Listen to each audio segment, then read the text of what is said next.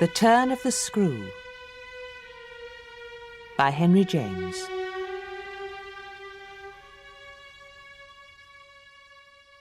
The story had held us round the fire, sufficiently breathless, but except the obvious remark that it was gruesome, as on Christmas Eve in an old house a strange tale should essentially be, I remember no comment uttered, till somebody happened to say that it was the only case he had met in which such a visitation had fallen on a child.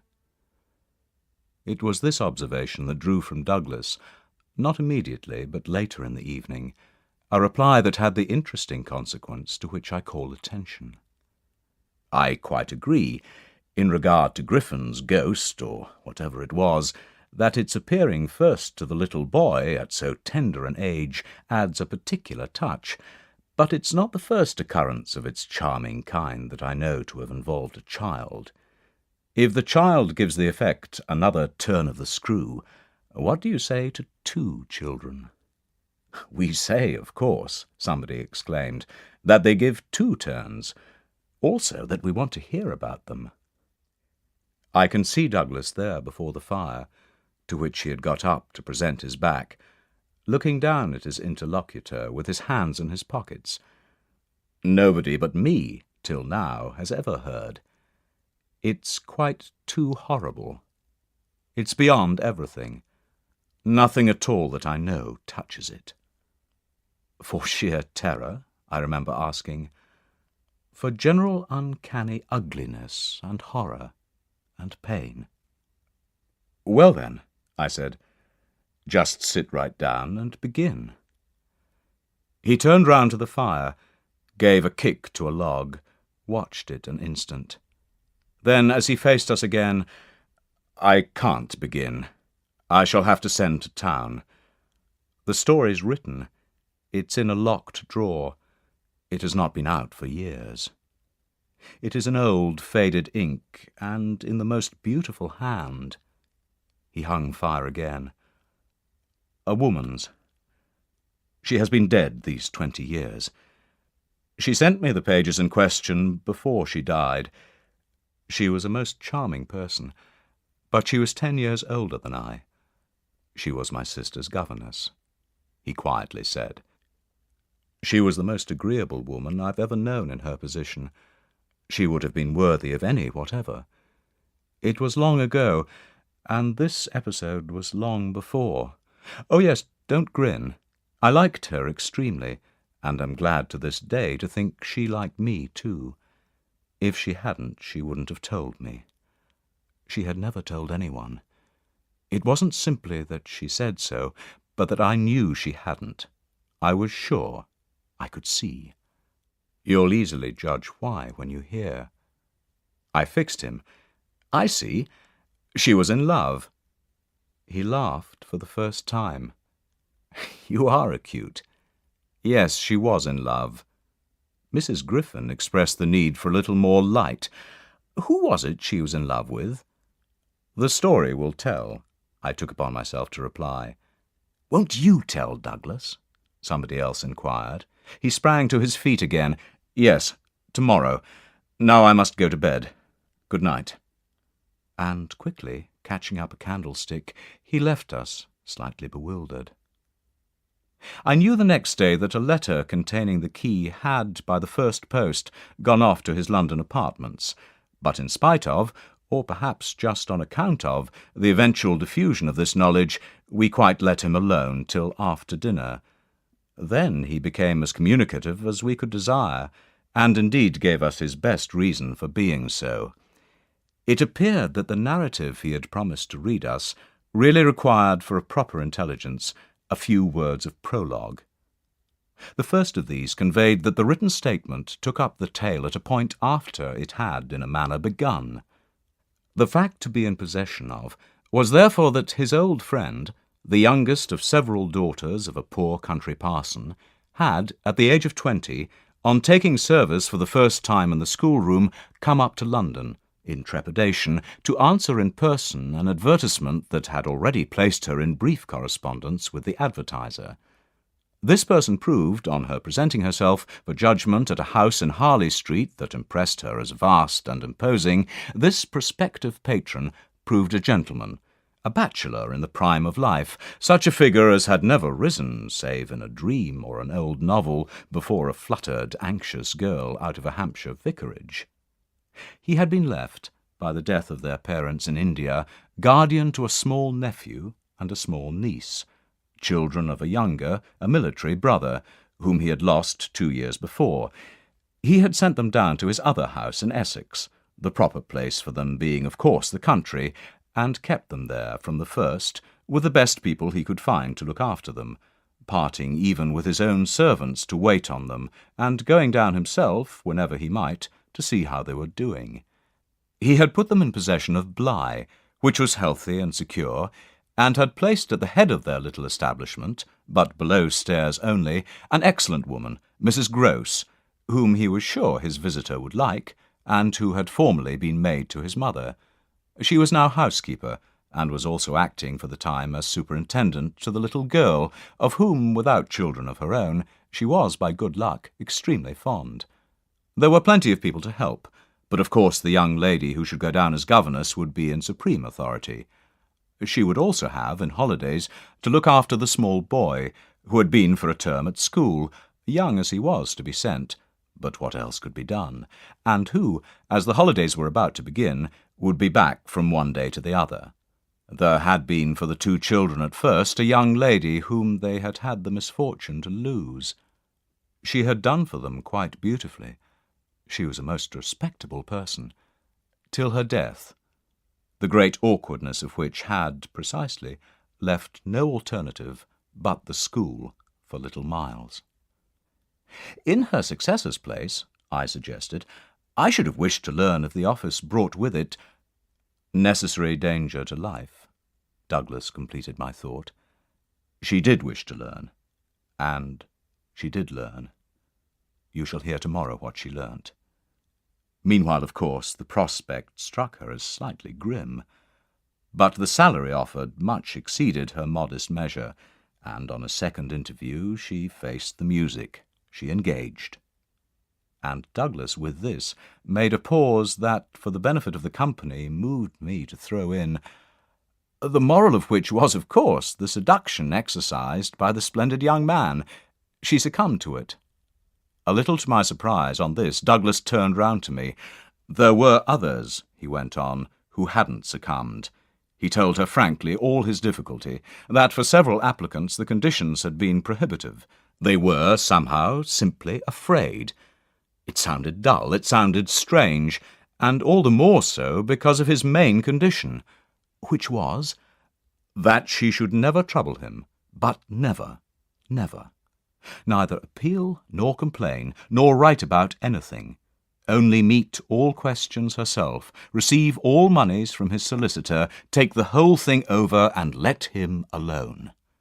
She promised to do this, and she mentioned to me that when, for a moment, disburdened, delighted, he held her hand, thanking her for the sacrifice, she already felt rewarded. But was that all her reward? One of the ladies asked. She never saw him again. Oh, said the lady, which was the only other word of importance contributed to the subject, till the next night, by the corner of the hearth, in the best chair, he opened the faded red cover of a thin, old-fashioned, gilt-edged album. The whole thing took indeed more nights than one, but on the first occasion the same lady put another question. "What is your title?" "I haven't one." "Oh, I have," I said. But Douglas, without heeding me, had begun to read with a fine clearness that was like a rendering to the ear of the beauty of his author's hand. I remember the whole beginning as a succession of flights and drops, a little seesaw of the right throbs and the wrong. After rising in town to meet his appeal, I had at all events a couple of very bad days, found myself doubtful again, felt indeed sure I had made a mistake. In this state of mind, I spent the long hours of bumping, swinging coach that carried me to the stopping place, at which I was to be met by a vehicle from the house. This convenience, I was told, had been ordered, and I found, towards the close of the June afternoon, a commodious fly in waiting for me. I suppose I had expected, or had dreaded, something so melancholy that what greeted me was a good surprise. I remember as a most pleasant impression the broad, clear front, its open windows and fresh curtains, and the pair of maids looking out. And there immediately appeared at the door, with a little girl in her hand, a civil person who dropped me as decent a curtsy as if I'd been the mistress or a distinguished visitor. I had no drop again till the next day, for I was carried triumphantly through the following hours by my introduction to the younger of my pupils. The little girl who accompanied Mrs. Gross appeared to me on the spot a creature so charming as to make it a great fortune to have to do with her. She was the most beautiful child I had ever seen, and I afterwards wondered that my employer had not told me more of her. To watch, teach, form little Flora would too evidently be the making of a happy and useful life, and I felt quite sure she would presently like me. It was part of what I already liked Mrs. Gross herself for, the pleasure I could see her feel in my admiration and wonder as I sat at supper with 4 tall candles and with my pupil in a high chair and a bib brightly facing me between them over bread and milk. There were naturally things that in Flora's presence could pass between us only as prodigious and gratified looks, obscure and roundabout allusions. And the little boy, does he look like her? Is he too so very remarkable? One wouldn't flatter a child. Oh, miss, most remarkable. If you think well of this one.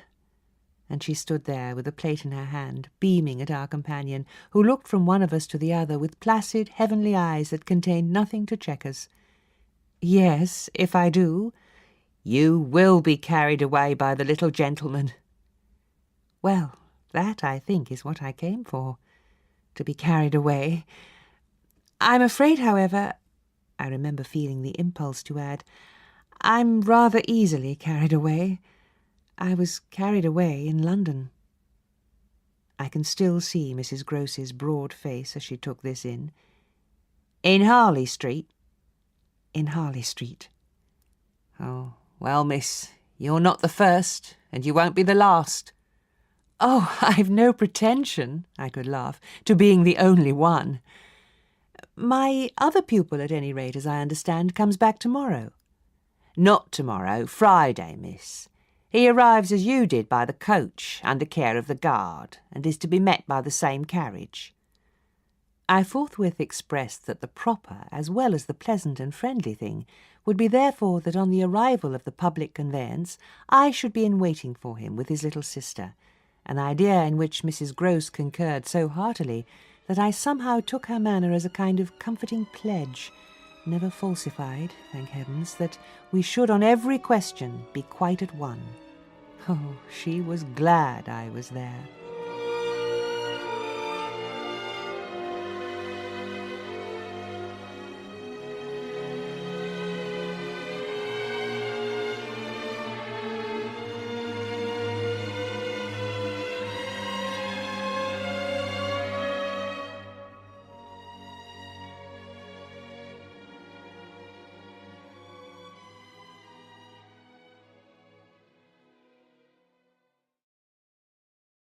What I felt the next day was, I suppose, nothing that could be fairly called a reaction from the cheer of my arrival.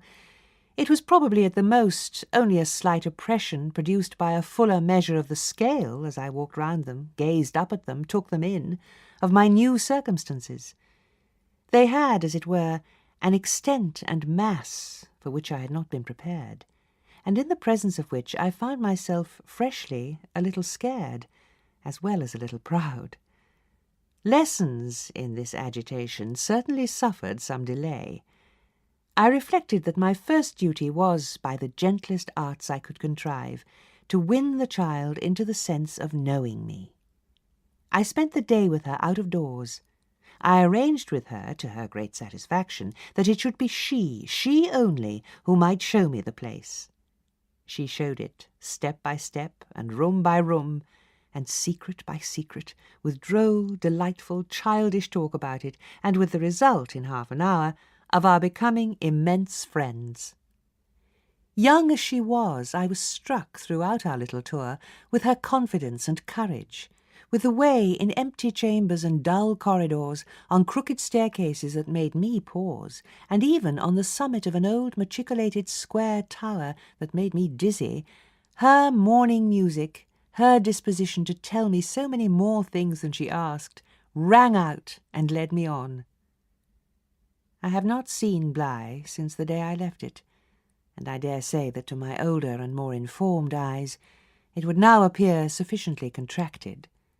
But as my little conductress, with her hair of gold and her frock of blue, danced before me round corners and pattered down passages, I had the view of a castle of romance, inhabited by a rosy sprite, such a place as would somehow, for diversion of the young idea, take all colour out of storybooks and fairy tales.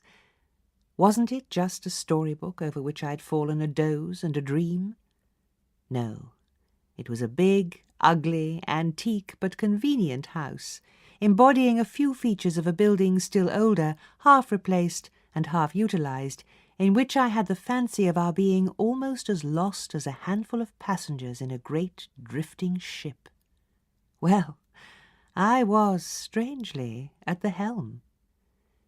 This came home to me when 2 days later I drove over with Flora to meet, as Mrs. Grose said, the little gentleman, and all the more for an incident that, presenting itself the second evening, had deeply disconcerted me. The first day had been, on the whole, as I have expressed, reassuring, but I was to see it wind up in keen apprehension. The post-bag that evening, it came late, contained a letter for me, which, however, in the hand of my employer, I found to be composed but of a few words, enclosing another addressed to himself with a seal still unbroken. "This, I recognise, is from the headmaster, and the headmaster's an awful bore. Read him, please, deal with him, but mind you don't report. Not a word. I'm off." I broke the seal with a great effort, so great a one that I was a long time coming to it, took the unopened missive at last up to my room, and only attacked it just before going to bed. I had better have let it wait till morning, for it gave me a second sleepless night. With no counsel to take the next day, I was full of distress, and it finally got so the better of me that I determined to open myself at least to Mrs. Grose. What does it mean? The child's dismissed his school. She gave me a look that I remarked at the moment, then visibly, with a quick blankness, seemed to try to take it back. "But aren't they all sent home?" "Yes, but only for the holidays. Miles may never go back at all." Consciously, under my attention, she reddened. "They won't take him?" "They absolutely decline." At this she raised her eyes, which she had turned from me. I saw them fill with good tears. "What has he done?" I hesitated. Then I judged best simply to hand her my letter, which, however, had the effect of making her, without taking it, simply put her hands behind her. She shook her head sadly. "Such things are not for me, miss." My counsellor couldn't read. I winced at my mistake, which I attenuated as I could, and opened my letter again to repeat it to her. Then, faltering in the act and folding it up once more, I put it back in my pocket. "Is he really bad?" The tears were still in her eyes.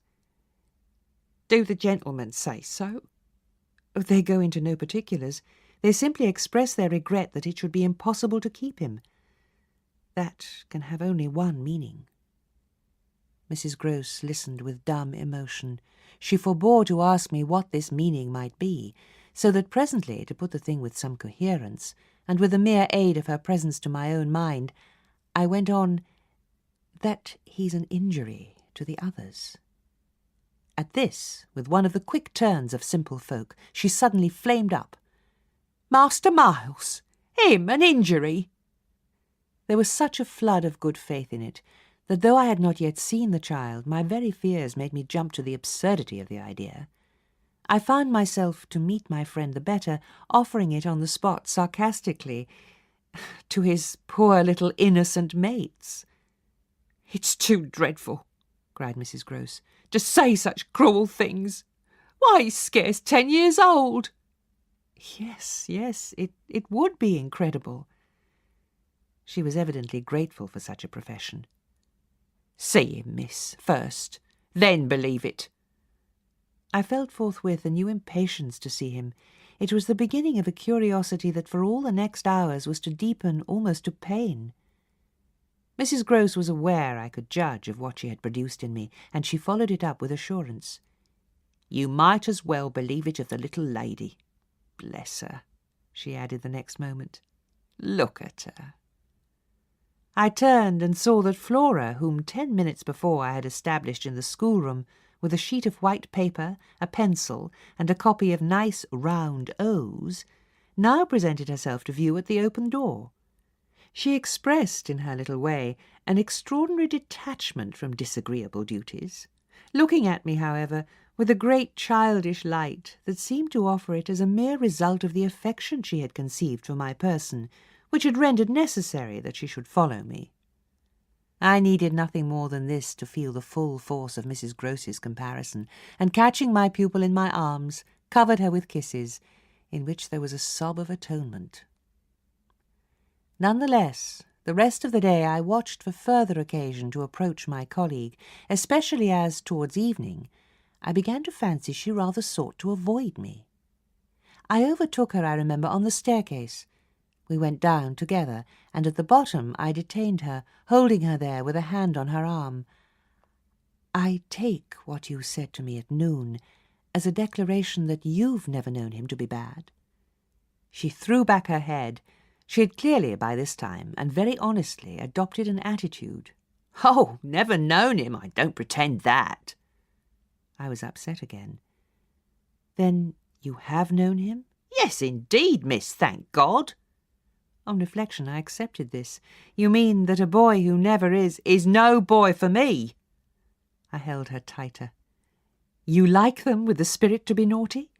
Then, keeping pace with her answer, "So do I eagerly brought out, "but not to the degree to contaminate."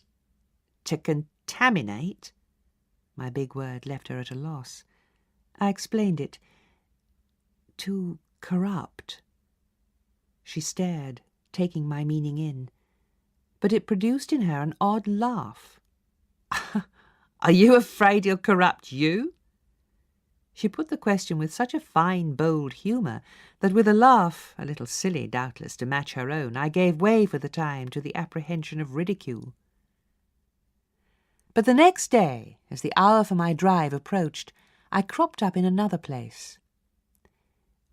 "What was the lady who was here before?" "The last governess. She was also young and pretty. Almost as young and almost as pretty, miss, even as you."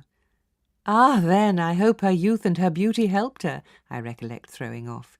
"He seems to like us young and pretty." "Oh, we did," Mrs. Grose assented. "It was the way he liked everyone." She had no sooner spoken, indeed, than she caught herself up. "I mean, that's his way, the master's." I was struck. "But of whom did you speak first?" She looked blank, but she coloured. "Why, of him." "Of the master? Of who else?" There was so obviously no one else that the next moment I had lost my impression of her having accidentally said more than she meant, and I merely asked what I wanted to know. "Did she see anything in the boy?" "That wasn't right?" "She never told me." I had a scruple, but I overcame it. "Was she careful, particular?" Mrs. Grose appeared to try to be conscientious. "About some things, yes." "But not about all?" Again she considered. "Well, miss, she's gone. I won't tell tales." "I quite understand your feeling," I hastened to reply, But I thought it, after an instant, not opposed to this concession, to pursue, "Did she die here?" "No. She went off." I don't know what there was in this brevity of Mrs. Groce's that struck me as ambiguous. "Went off to die?"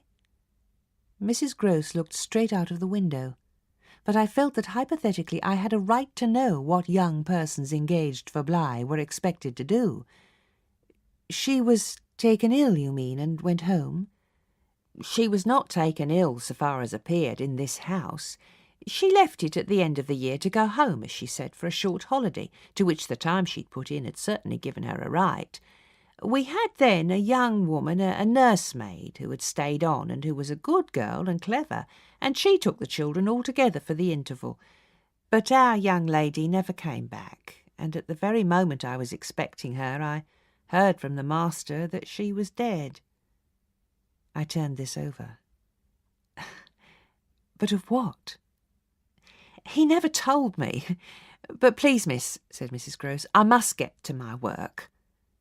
Her thus turning her back on me was fortunately not, for my just preoccupations, a snub that could check the growth of our mutual esteem. We met, after I had brought home little Miles, more intimately than ever, on the ground of my stupefaction, my general emotion. So monstrous was I then ready to pronounce it that such a child as had now been revealed to me should be under an interdict. He was incredibly beautiful, and Mrs. Groce had put her finger on it. Everything but a sort of passion of tenderness for him was swept away by his presence. It would have been impossible to carry a bad name with a greater sweetness of innocence, and by the time I had got back to Bly with him, I remained merely bewildered, so far, that is, as I was not outraged, by the sense of the horrible letter locked up in my room in a drawer.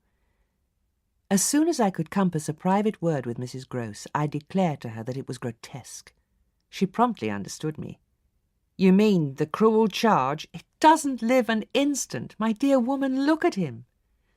She smiled at my pretension to have discovered his charm.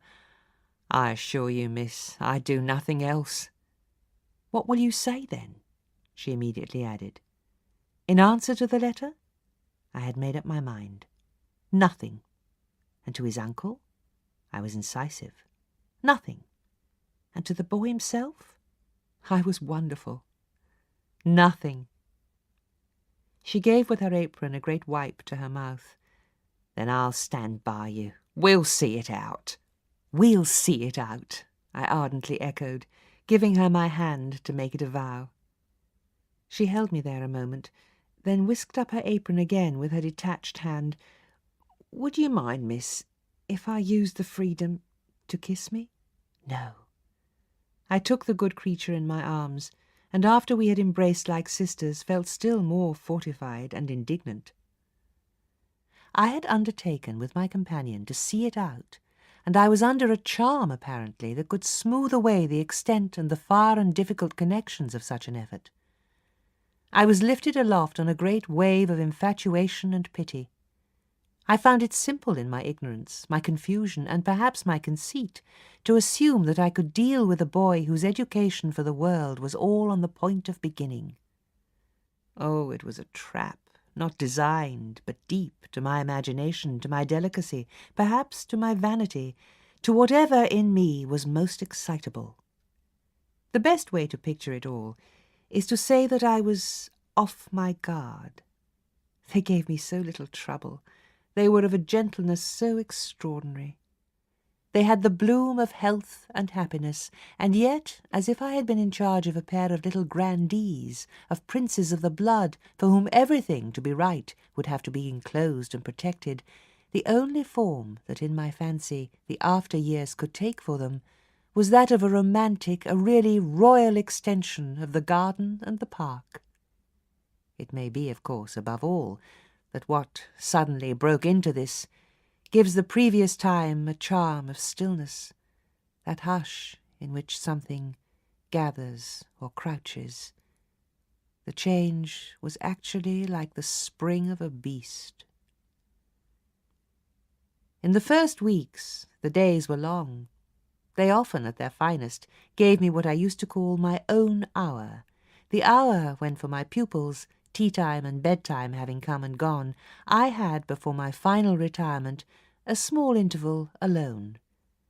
Much as I liked my companions, this hour was the thing in the day I liked most, and I liked it best of all when, as the light faded, or rather, I should say the day lingered, and the last calls of the last birds sounded in a flushed sky from the old trees, I could take a turn into the grounds and enjoy, almost with a sense of property that amused and flattered me, the beauty and dignity of the place. One of the thoughts that, as I don't in the least shrink now from noting, used to be with me in these wanderings was that it would be as charming as a charming story suddenly to meet someone. Someone would appear there at the turn of a path and would stand before me and smile and approve. I didn't ask more than that. I only asked that he should know. And the only way to be sure he knew would be to see it, and the kind light of it in his handsome face. That was exactly present to me, by which I mean the face was, when at the end of a long June day I stopped short on emerging from one of the plantations and coming into view of the house. What arrested me on the spot, and with a shock much greater than any vision had allowed for, was the sense that my imagination had in a flash turned real. He did stand there, but high up, beyond the lawn, and at the very top of the tower to which on that first morning little Flora had conducted me. It produced in me, this figure in the clear twilight, I remember, two distinct gasps of emotion, which were sharply the shock of my first and that of my second surprise. My second was a violent perception of the mistake of my first. The man who met my eyes was not the person I had precipitately supposed. An unknown man in a lonely place is a permitted object of fear to a young woman privately bred, and the figure that faced me was, a few more seconds assured me, as little anyone else I knew as it was the image that had been in my mind. I had not seen it in Harley Street. I had not seen it anywhere. It was as if, while I took in what I did take in, all the rest of the scene had been stricken with death. I can hear again, as I write, the intense hush in which the sounds of evening dropped. The rooks stopped cawing in the golden sky, and the friendly hour lost for the minute all its voice. We were too far apart to call to each other, but there was a moment at which, at shorter range, some challenge between us, breaking the hush, would have been the right result of our straight mutual stare. He was in one of the angles, the one away from the house, very erect as it struck me, and with both hands on the ledge. So I saw him as I see the letters I form on this page. Then, exactly after a minute, as if to add to the spectacle, he slowly changed his place, passed, looking at me hard all the while, to the opposite corner of the platform. Yes, I had the sharpest sense that during this transit he never took his eyes from me, and I can see at this moment the way his hand, as he went, passed from one of the crenellations to the next. He stopped at the other corner, but less long, and even as he turned away, still markedly fixed me. He turned away. That was all I knew. It was a queer affair enough. There were hours during the following days, or at least there were moments snatched even from clear duties, when I had to shut myself up to think. The shock I had suffered must have sharpened all my senses. I felt sure at the end of 3 days, and as the result of mere closer attention, that I had not been practised upon by the servants, nor made the object of any game. Of whatever it was that I knew nothing was known around me. There was but one sane inference, Someone had taken a liberty, rather gross. That was what repeatedly I dipped into my room and locked the door to say to myself. We had been, collectively, subject to an intrusion.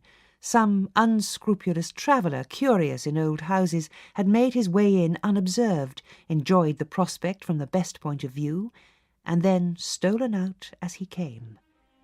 If he had given me such a bold, hard stare, that was but a part of his indiscretion. The good thing, after all, was that we should surely see no more of him.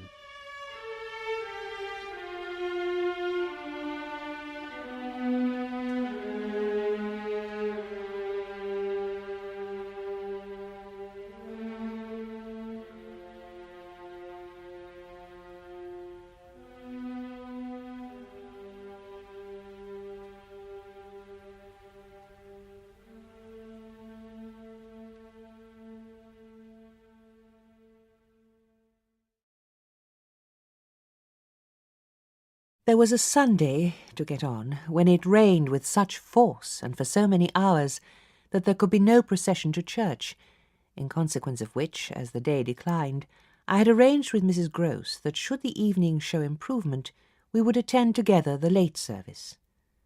The rain happily stopped, and I prepared for our walk, which through the park and by the good road to the village would be a matter of 20 minutes. Coming downstairs to meet my colleague in the hall, I remembered a pair of gloves that had required 3 stitches, and that had received them, with a publicity perhaps not edifying, while I sat with the children at their tea, served on Sundays by exception, in the cold, clean temple of mahogany and brass, the grown-up dining-room. The gloves had been dropped there, and I turned in to recover them. The day was grey enough, but the afternoon light still lingered, and it enabled me, on crossing the threshold, not only to recognize on a chair near the wide window, then closed, the articles I wanted, but to become aware of a person on the other side of the window, and looking straight in.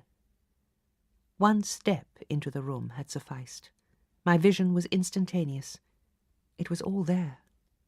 The person looking straight in was the person who had already appeared to me.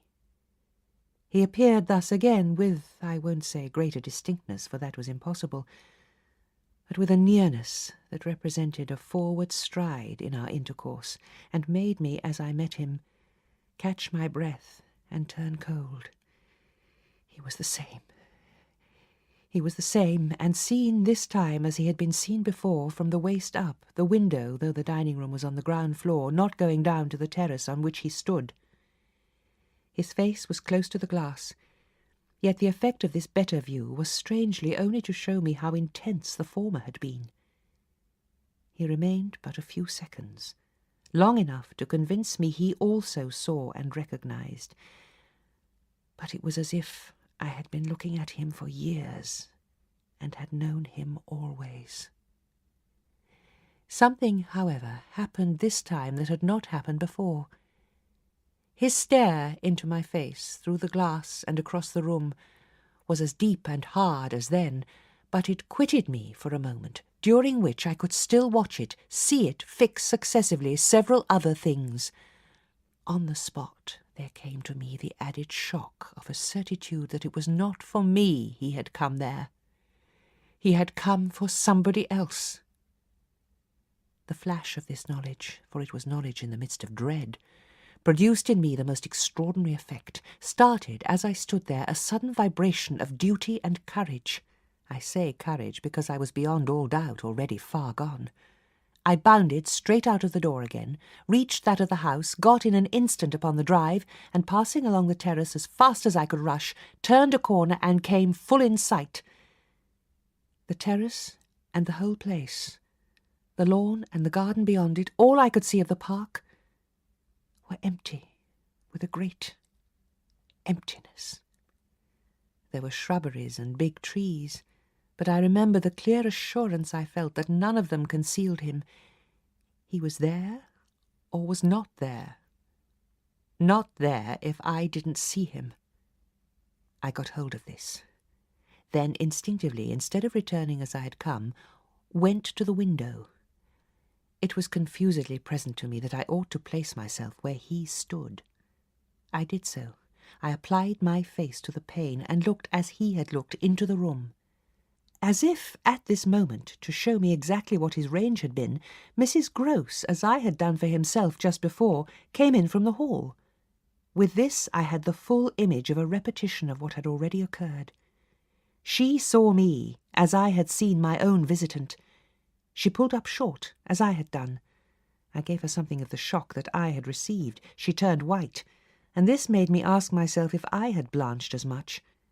She stared, in short, and retreated on just my lines, and I knew she had then passed out and come round to me, and that I should presently meet her.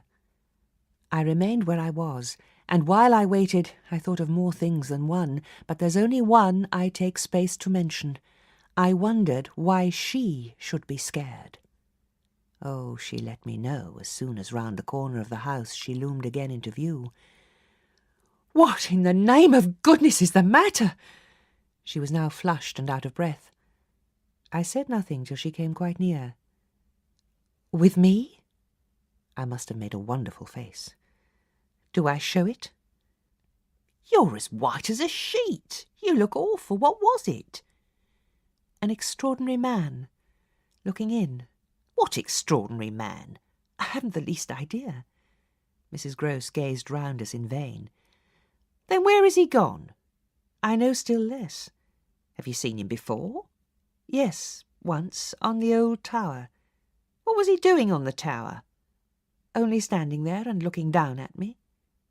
She thought a minute, after which she added, "What is he like?" "He's like nobody." "Nobody?" she echoed. "He has no hat."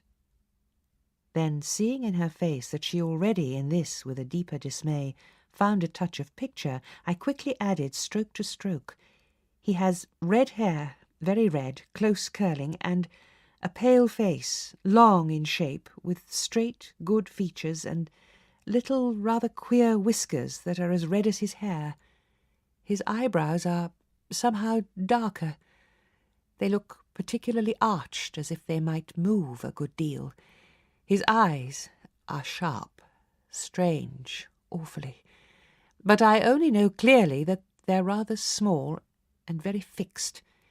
His mouth's wide and his lips are thin, and except for his little whiskers, he's quite clean-shaven. He gives me a sort of sense of looking like an actor." "An actor?" It was impossible to resemble one less, at least, than Mrs. Gross at that moment. "I've never seen one, but so I suppose them. He's tall, active, erect," I continued, "but never, no, never a gentleman." My companion's face had blanched as I went on. Her round eyes started and her mild mouth gaped. "A gentleman?" she gasped, confounded, stupefied. "A gentleman? He—" "You know him, then?" She visibly tried to hold herself. "But he is handsome." I saw the way to help her. "Remarkably."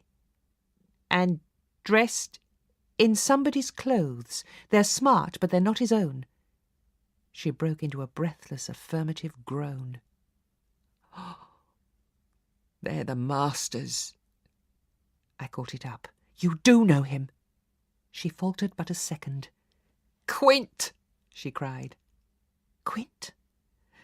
"Peter Quint. His own man, his valet, when he was here." "When the master was?" Gaping still, but meeting me, she pieced it all together. "He never wore his hat, but he did wear... well, there were waistcoats missed. They were both here last year. Then the master went and Quint was alone." I followed, but halting a little. "Alone?" "Alone with us."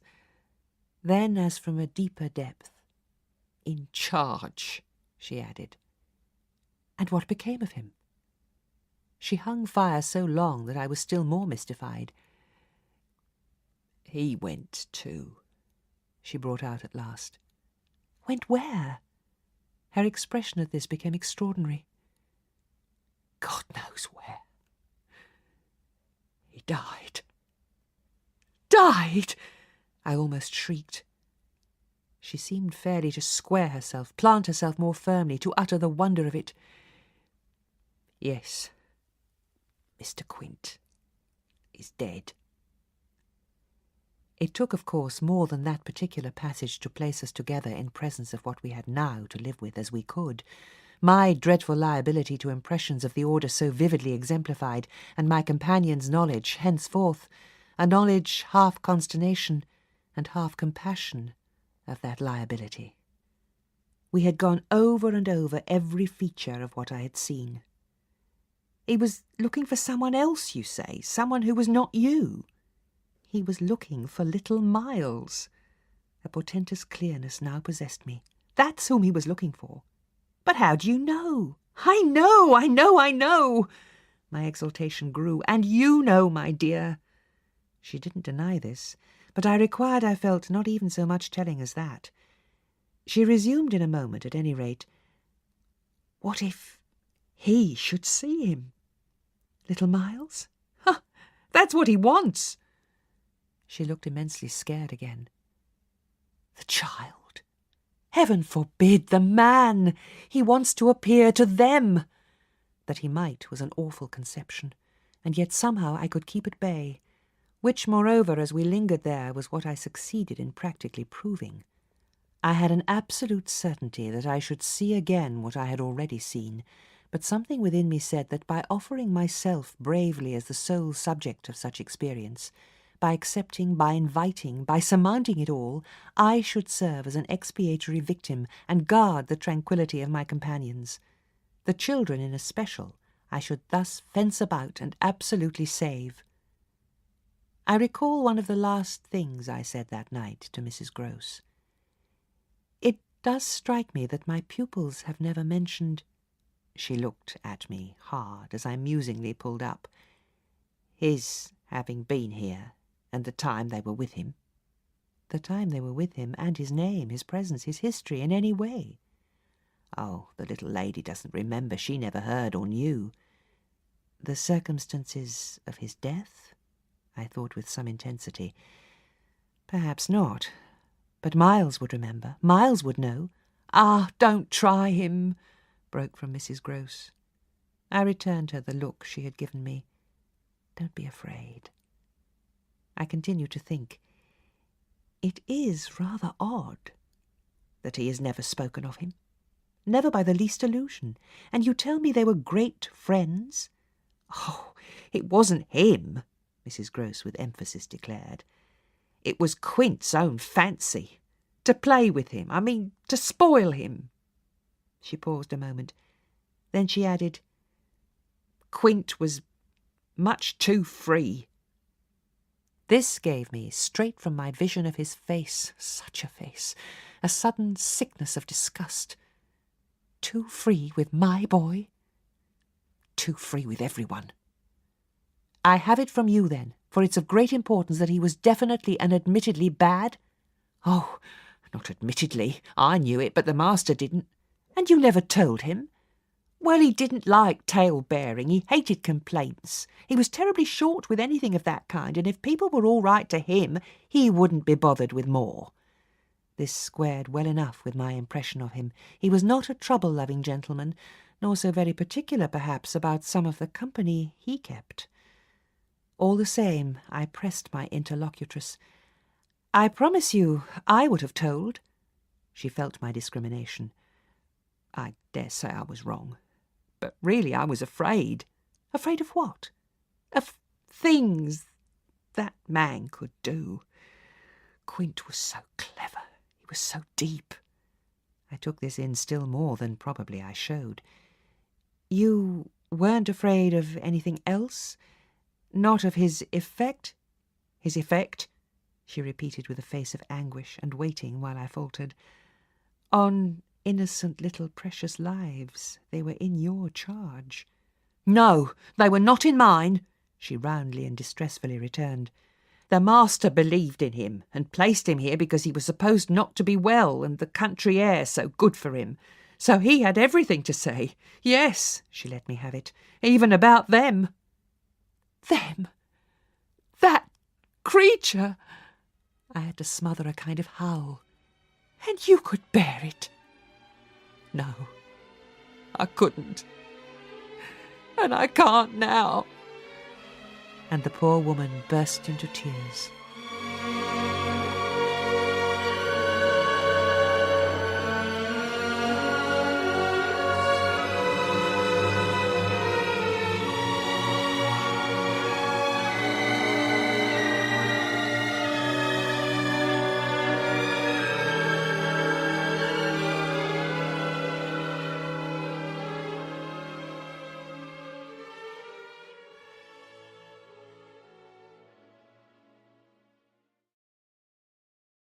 A rigid control from the next day was, as I have said, to follow them. Much as we had discussed it that Sunday night, I was, in the immediate later hours in especial, for it may be imagined whether I slept, still haunted with the shadow of something she had not told me. I myself had kept back nothing, but there was a word Mrs. Grose had kept back. I was sure, moreover, by morning, that this was not from a failure of frankness, but because on every side there were fears. It seems to me, indeed, in retrospect, that by the time the morrow's sun was high, I had restlessly read into the facts before us almost all the meaning they were to receive from subsequent and more cruel occurrences. What they gave me above all was just the sinister figure of the living man, the dead one would keep a while, and of the months he had continuously passed at Bly, which added up made a formidable stretch.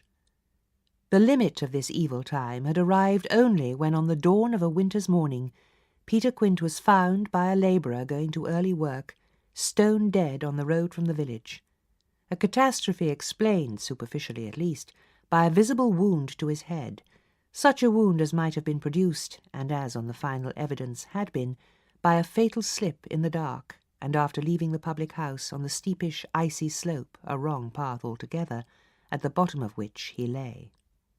The icy slope, the turn mistaken at night and in liquor, accounted for much, practically in the end, and after the inquest and boundless chatter, for everything.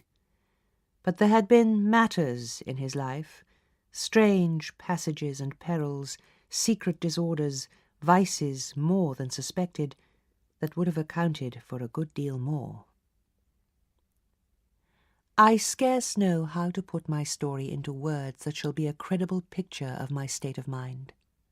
But I was, in these days, literally able to find a joy in the extraordinary flight of heroism the occasion demanded of me. I now saw that I had been asked for a service admirable and difficult, and there would be a greatness in letting it be seen, oh, in the right quarter, that I could succeed where many another girl might have failed. It was an immense help to me, I confess I rather applaud myself as I look back, that I saw my service so strongly and so simply. I was there to protect and defend the little creatures, in the world the most bereaved and the most lovable, the appeal of whose helplessness had suddenly become only too explicit, a deep, constant ache of one's own committed heart. We were cut off, really together. We were united in our danger.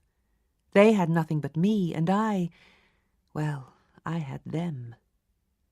I began to watch them in stifled suspense, a disguised excitement that might well, had it continued too long, have turned to something like madness. What saved me, as I now see, was that it turned to something else altogether. It didn't last as suspense. It was superseded by horrible proofs. Proofs, I say, yes, from the moment I really took hold.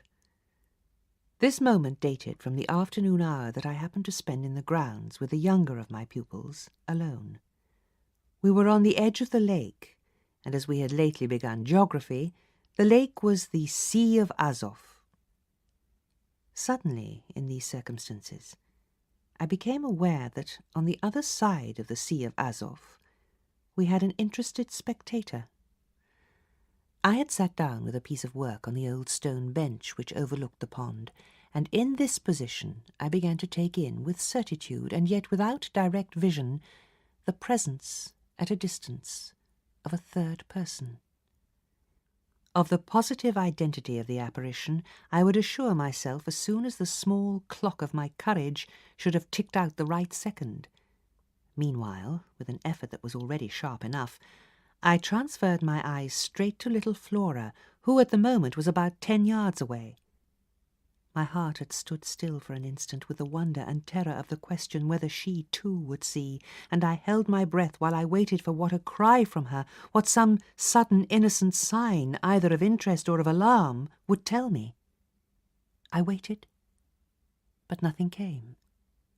Then, in the first place, and there is something more dire in this, I feel, than in anything I have to relate, I was determined by a sense that, within a minute, all sounds from her had previously dropped, and in the second by the circumstance that also within the minute she had in her play turned her back to the water.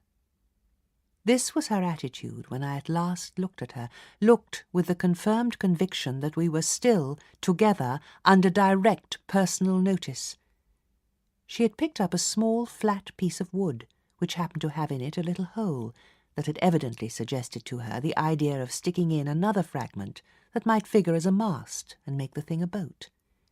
This second morsel, as I watched her, she was very markedly and intently attempting to tighten in its place. My apprehension of what she was doing sustained me, so that after some seconds I felt I was ready for more. Then I again shifted my eyes. I faced what I had to face. I got hold of Mrs. Gross as soon after this as I could, and I can give no intelligible account of how I fought out the interval. Yet I still hear myself cry as I fairly threw myself into her arms. "They know! It's too monstrous! They know! They know!" "And what on earth?" I felt her incredulity as she held me. "Why, all that we know, and heaven knows what else besides." Then as she released me, I made it out to her, made it out perhaps only now with full coherency, even to myself. 2 hours ago, in the garden, I could scarce articulate, Flora saw. Mrs. Gross took it as she might have taken a blow in the stomach. "She has told you?" she panted. "Not a word. That's the horror. She kept it to herself. The child of 8. That child." Unutterable still for me was the stupefaction of it. Mrs. Gross, of course, could only gape the wider. "Then how do you know?" "I was there. I saw with my eyes, saw that she was perfectly aware." "Do you mean aware of him?"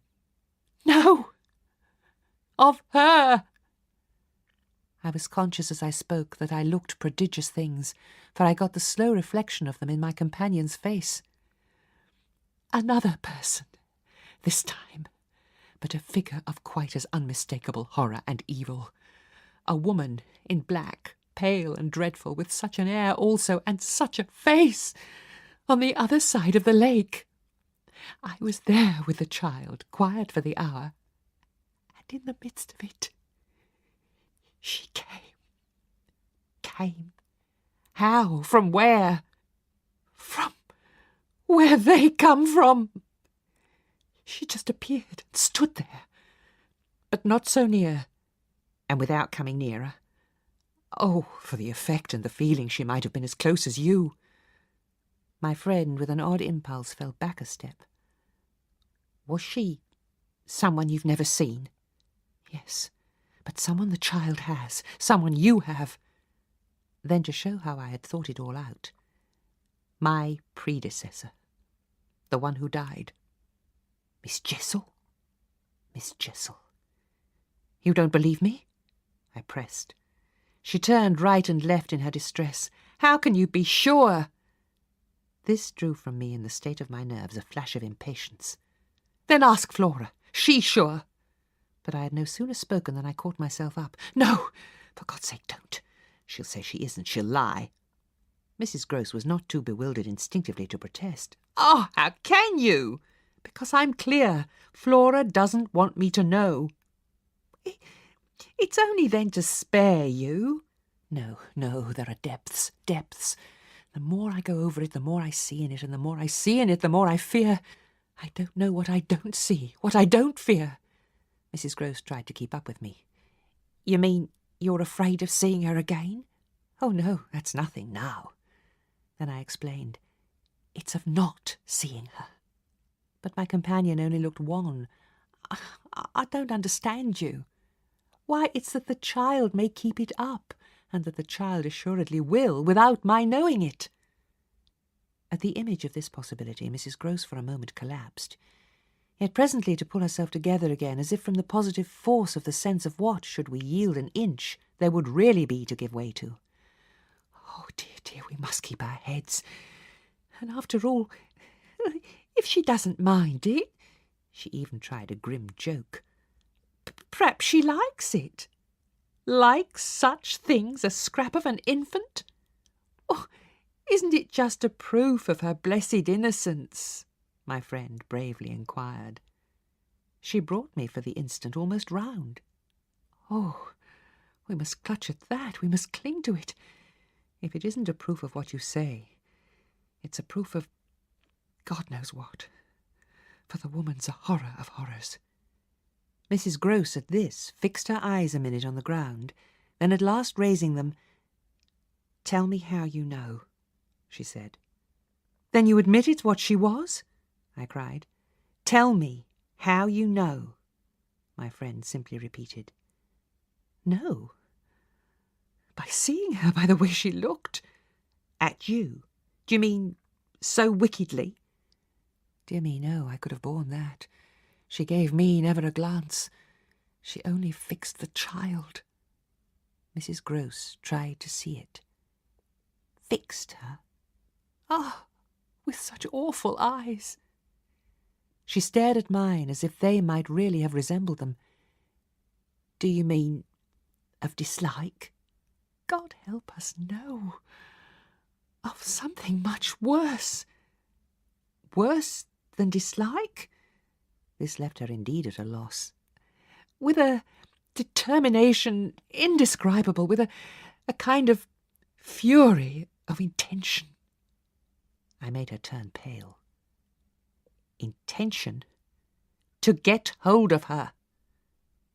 Mrs. Gross, her eyes just lingering on mine, gave a shudder and walked to the window, and while she stood there looking out, I completed my statement. "That's what Flora knows." After a while she turned round. "The person was in black, you say?" "In mourning, rather poor, almost shabby, but yes, with extraordinary beauty."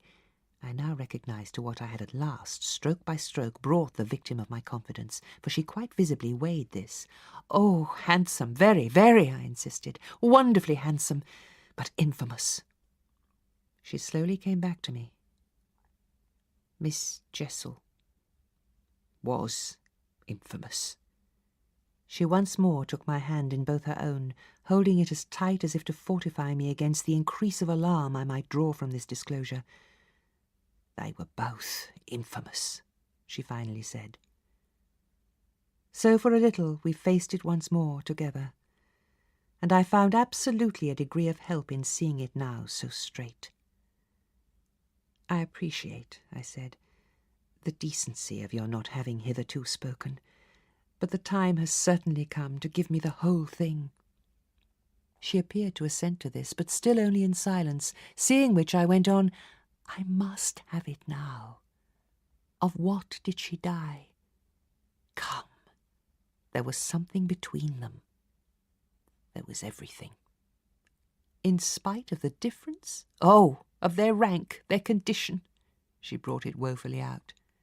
"She was a lady." I turned it over. I again saw. Yes, she was a lady. "And he so dreadfully below," said Mrs. Gross. I felt that I doubtless needn't press too hard in such company on the place of a servant in the scale, but there was nothing to prevent an acceptance of my companion's own measure of my predecessor's abasement. There was a way to deal with that, and I dealt. The more readily for my full vision on the evidence of our employer's late, clever, good-looking own man, impudent, assured, spoiled, depraved. The fellow was a hound. Mrs. Grose considered, as if it were perhaps a little a case for a sense of shades. I've never seen one like him. He did what he wished. With her? With them all. It was as if now, in my friend's own eyes, Miss Jessel had again appeared. I seemed at any rate for an instant to see their evocation of her as distinctly as I had seen her by the pond, and I brought out with decision, it must have been also what she wished. Mrs. Grose's face signified that it had been indeed, but she said at the same time, poor woman, she paid for it. Then you do know what she died of? I asked. No, I know nothing. I wanted not to know. I was glad enough I didn't, and I thanked heaven she was well out of this. Yet you had then your idea of her real reason for leaving? Oh, yes, as to that. She couldn't have stayed. Fancy it here, for a governess. And afterwards, I imagined, and I still imagine, and what I imagine is dreadful. Not so dreadful as what I do, I replied, on which I must have shown her, as I was indeed but too conscious, a front of miserable defeat. It brought out again all her compassion for me, and at the renewed touch of her kindness, my power to resist broke down. I burst, as I had the other time made her burst, into tears. She took me to her motherly breast, and my lamentation overflowed. I don't do it, I sobbed in despair. I don't save or shield them. It's far worse than I dreamed. They're lost. There came suddenly an hour after which, as I look back, the affair seems to me to have been all pure suffering. But I have at least reached the heart of it, and the straightest road out is doubtless to advance. One evening I sat reading by a couple of candles. I remember that the book I had in my hand was Fielding's Amelia, also that I was wholly awake. I recall further both a general conviction that it was horribly late and a particular objection to looking at my watch. I figure finally that the white curtain draping in the fashion of those days the head of Flora's little bed shrouded, as I had assured myself long before, the perfection of childish rest. I recollect, in short, that though I was deeply interested in my author, I found myself at the turn of a page and with his spell all scattered, looking straight up from him and hard at the door of my room. There was a moment during which I listened, couched by a faint sense of there being something undefinably astir in the house, and noted the soft breath of the open casement just move the half-drawn blind.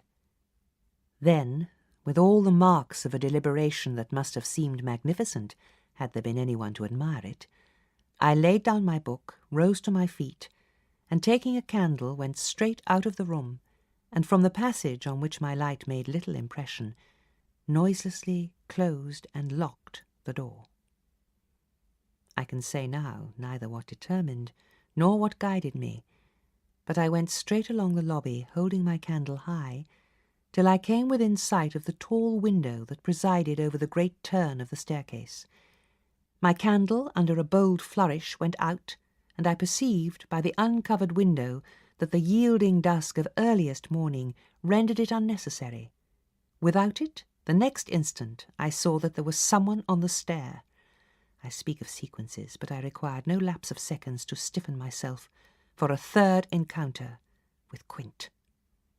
The apparition had reached the landing halfway up, and was therefore on the spot nearest the window, where at sight of me it stopped short, and fixed me exactly as it had fixed me from the tower and from the garden. He knew me as well as I knew him, and so, in the cold, faint twilight, with a glimmer in the high glass and another on the polish of the oak stair below, We faced each other in our common intensity. He was, absolutely on this occasion, a living, detestable, dangerous presence. But that was not the wonder of wonders. I reserve this distinction for quite another circumstance, the circumstance that dread had unmistakably quitted me, and that there was nothing in me there that didn't meet and measure him. I had plenty of anguish after that extraordinary moment, but I had, thank God, no terror, and he knew I had not. I found myself at the end of an instant magnificently aware of this. I felt, in a fierce rigour of confidence, that if I stood my ground a minute, I should cease, for the time at least, to have him to reckon with. And during the minute, accordingly, the thing was as human and hideous as a real interview. Hideous, just because it was human as to have met alone in the small hours in a sleeping house some enemy, some adventurer, some criminal. It was the dead silence of our long gaze at such close quarters that gave the whole horror, huge as it was, its only note of the unnatural. If I had met a murderer in such a place, and at such an hour, we still at least would have spoken. Something would have passed in life between us. If nothing had passed, one of us would have moved. The moment was so prolonged that it would have taken but little more to make me doubt if even I were in life. I can't express what followed it, save by saying that the silence itself, which was indeed in a manner an attestation of my strength, became the element into which I saw the figure disappear, in which I definitely saw it turn, as I might have seen the low wretch to which it had once belonged turn on receipt of an order, and pass, with my eyes on the villainous back that no hunch could have more disfigured, straight down the staircase and into the darkness in which the next bend was lost.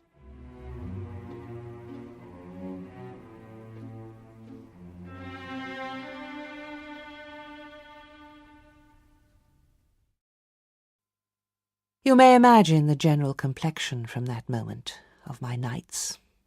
I repeatedly sat up till I didn't know when. I selected moments when my roommate unmistakably slept, and stealing out took noiseless turns in the passage and even pushed as far as to where I had last met Quint. But I never met him there again, and I may as well say at once that I on no other occasion saw him in the house. I just missed on the staircase, on the other hand, a different adventure. Looking down it from the top, I once recognized the presence of a woman seated on one of the lower steps with her back presented to me, her body half bowed and her head in an attitude of woe in her hands. I had been there but an instant, however, when she vanished without looking round at me. I knew, none the less, exactly what dreadful face she had to show, and I wondered whether, if instead of being above I had been below, I should have had, for going up, the same nerve I had lately shown Quint. Well, there continued to be plenty of chance for nerve. On the 11th night after my latest encounter with that gentleman, they were all numbered now, I had an alarm that perilously skirted it, and that indeed, from the particular quality of its unexpectedness, proved quite my sharpest shock. It was precisely the first night during this series that, weary with watching, I had felt that I might again, without laxity, lay myself down at my old hour. I slept immediately, and as I afterwards knew, till about 1 o'clock. But when I woke, it was to sit straight up, as completely roused as if a hand had shook me. I had left a light burning, but it was now out, and I felt an instant certainty that Flora had extinguished it. This brought me to my feet, and straight in the darkness to her bed, which I found she had left. A glance at the window enlightened me further, and the striking of a match completed the picture. The child had got up, and had, for some purpose of observation or response, squeezed in behind the blind, and was peering out into the night. That she now saw was proved to me by the fact that she was disturbed neither by my re-illumination nor by the haste I made to get into slippers and into a wrap. Hidden, protected, absorbed, she evidently rested on the sill, the casement opened forward, and gave herself up. There was a great still moon to help her, and this fact had counted in my quick decision. She was face to face with the apparition we had met at the lake, and could now communicate with it, as she had not then been able to do. What I, on my side, had to care for was, without disturbing her, to reach from the corridor some other window in the same quarter. I got to the door without her hearing me. I got out of it, closed it, and listened from the other side for some sound from her. There were empty rooms at Bly, and it was only a question of choosing the right one. The right one suddenly presented itself to me as the lower one, though high above the gardens, in the solid corner of the house known as the Old Tower. This was a large, square chamber, arranged with some state as a bedroom, the extravagant size of which made it so convenient that it had not for years, though kept by Mrs. Gross in exemplary order, been occupied. I'd often admired it, and I knew my way about in it. I had only, after just faltering at the first chill gloom of its disuse, to pass across it and unbolt as quietly as I could one of its shutters. Achieving this transit, I uncovered the glass without a sound, and applying my face to the pane, was able, the darkness without being much less than within, to see that I commanded the right direction. Then I saw something more. The moon made the night extraordinarily penetrable, and showed me on the lawn a person, diminished by distance, who stood there motionless, and as if fascinated, looking up to where I had appeared, looking, that is, not so much straight at me, as at something that was apparently above me. There was clearly another person above me. There was a person on the tower. But the presence on the lawn was not in the least what I had conceived, and had confidently hurried to meet. The presence on the lawn, I felt sick as I made it out, was poor little Miles himself. It was not till late next day that I spoke to Mrs. Gross. She had joined me, under pressure, on the terrace, where, with the lapse of the season, the afternoon sun was now agreeable, and we sat there together, while before us, at a distance, but within call if we wished, the children strolled to and fro in one of their most manageable moods. They moved slowly, in unison, below us, over the lawn, the boy, as they went, reading aloud from a storybook and passing his arm round his sister to keep her quite in touch. Mrs. Gross watched them with positive placidity. Then I caught the suppressed intellectual creak with which he conscientiously turned to take from me a view of the back of the tapestry. I had made her a receptacle of lurid things, but there was an odd recognition of my superiority, my accomplishments and my function, in her patience under my pain. She offered her mind to my disclosures as, had I wished to mix a witch's broth and proposed it with assurance, she would have held out a large, clean saucepan. This had become thoroughly her attitude by the time that, in my recital of the events of the night, I reached the point of what Miles had said to me, when, after seeing him at such a monstrous hour, almost on the very spot where he happened now to be, I had gone down to bring him in, choosing then, at the window, with a concentrated need of not alarming the house, rather that method than a signal more resonant. I had left her meanwhile in little doubt of my small hope of representing with success, even to her actual sympathy, my sense of the real splendour of the little inspiration with which, after I had got him into the house, the boy met my final articulate challenge. As soon as I appeared in the moonlight on the terrace, he had come to me as straight as possible, on which I had taken his hand without a word and led him through the dark spaces, up the staircase where Quint had so hungrily hovered for him, along the lobby where I had listened and trembled, and so to his forsaken room. I was, of course, thoroughly kind and merciful. Never, never yet had I placed on his little shoulders hands of such tenderness as those with which, while I rested against the bed, I held him there, well under fire.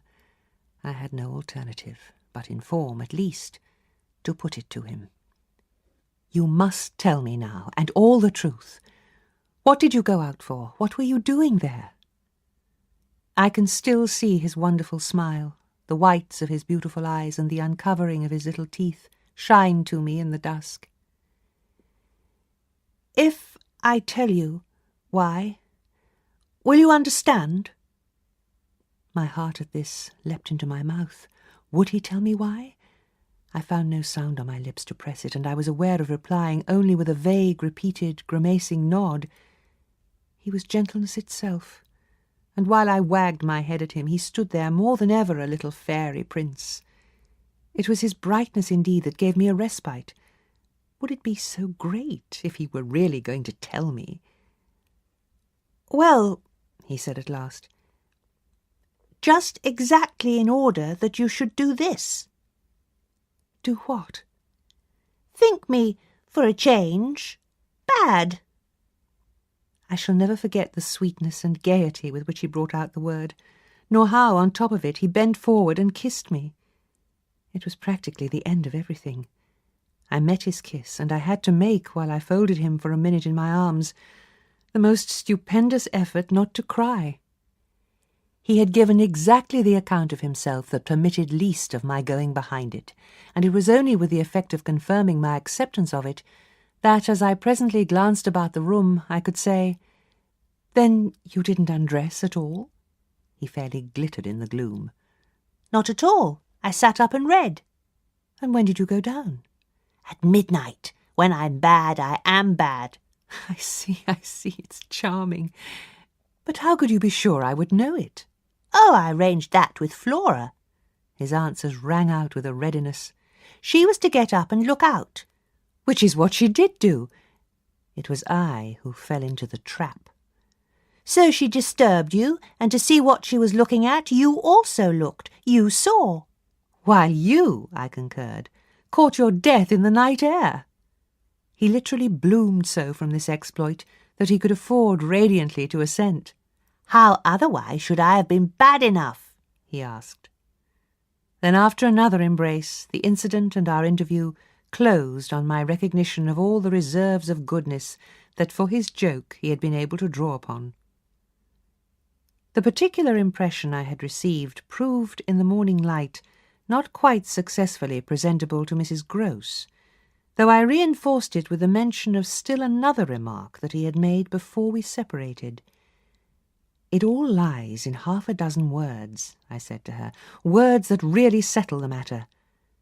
Think, you know, what I might do." He threw that off to show me how good he is. He knows down to the ground what he might do. That's what he gave them a taste of at school. "Lord, you do change," cried my friend. "I don't change, I simply make it out." The 4, depend upon it, perpetually meet. If on either of these last nights you had been with either child, you would clearly have understood. The more I've watched and waited, the more I've felt that if there were nothing else to make it sure, it would be made so by the systematic silence of each. Never by a slip of the tongue have they so much as alluded to either of their old friends, any more than Miles has alluded to his expulsion. Oh, yes, we may sit here and look at them, and they may show off to us there, to their fill. But even while they pretend to be lost in their fairy tale, they're steeped in their vision of the dead restored. "He's not reading to her," I declared. "They're talking of them. They're talking horrors." I go on, I know, as if I were crazy, and it's a wonder I'm not. What I've seen would have made you so. But it has only made me more lucid, made me get hold of still other things. My lucidity must have seemed awful, but the charming creatures who were victims of it, passing and repassing in their interlocked sweetness, gave my colleague something to hold on by, and I felt how tight she held as, without stirring in the breath of my passion, she covered them still with her eyes. "Of what other things have you got hold?" "Why, of the very things that have delighted, fascinated, and yet at bottom, as I now so strangely see, mystified and troubled me. They're more than earthly beauty. They're absolutely unnatural goodness. It's a game," I went on. "It's a policy and a fraud. On the part of little darlings? As yet mere lovely babies? Yes, mad as that seems." The very act of bringing it out really helped me to trace it, follow it all up and piece it all together. They haven't been good. They've only been absent. It has been easy to live with them because they're simply leading a life of their own. They're not mine. They're not ours. They're his and they're hers. Quince and that woman's. Quince and that woman's. They want to get to them.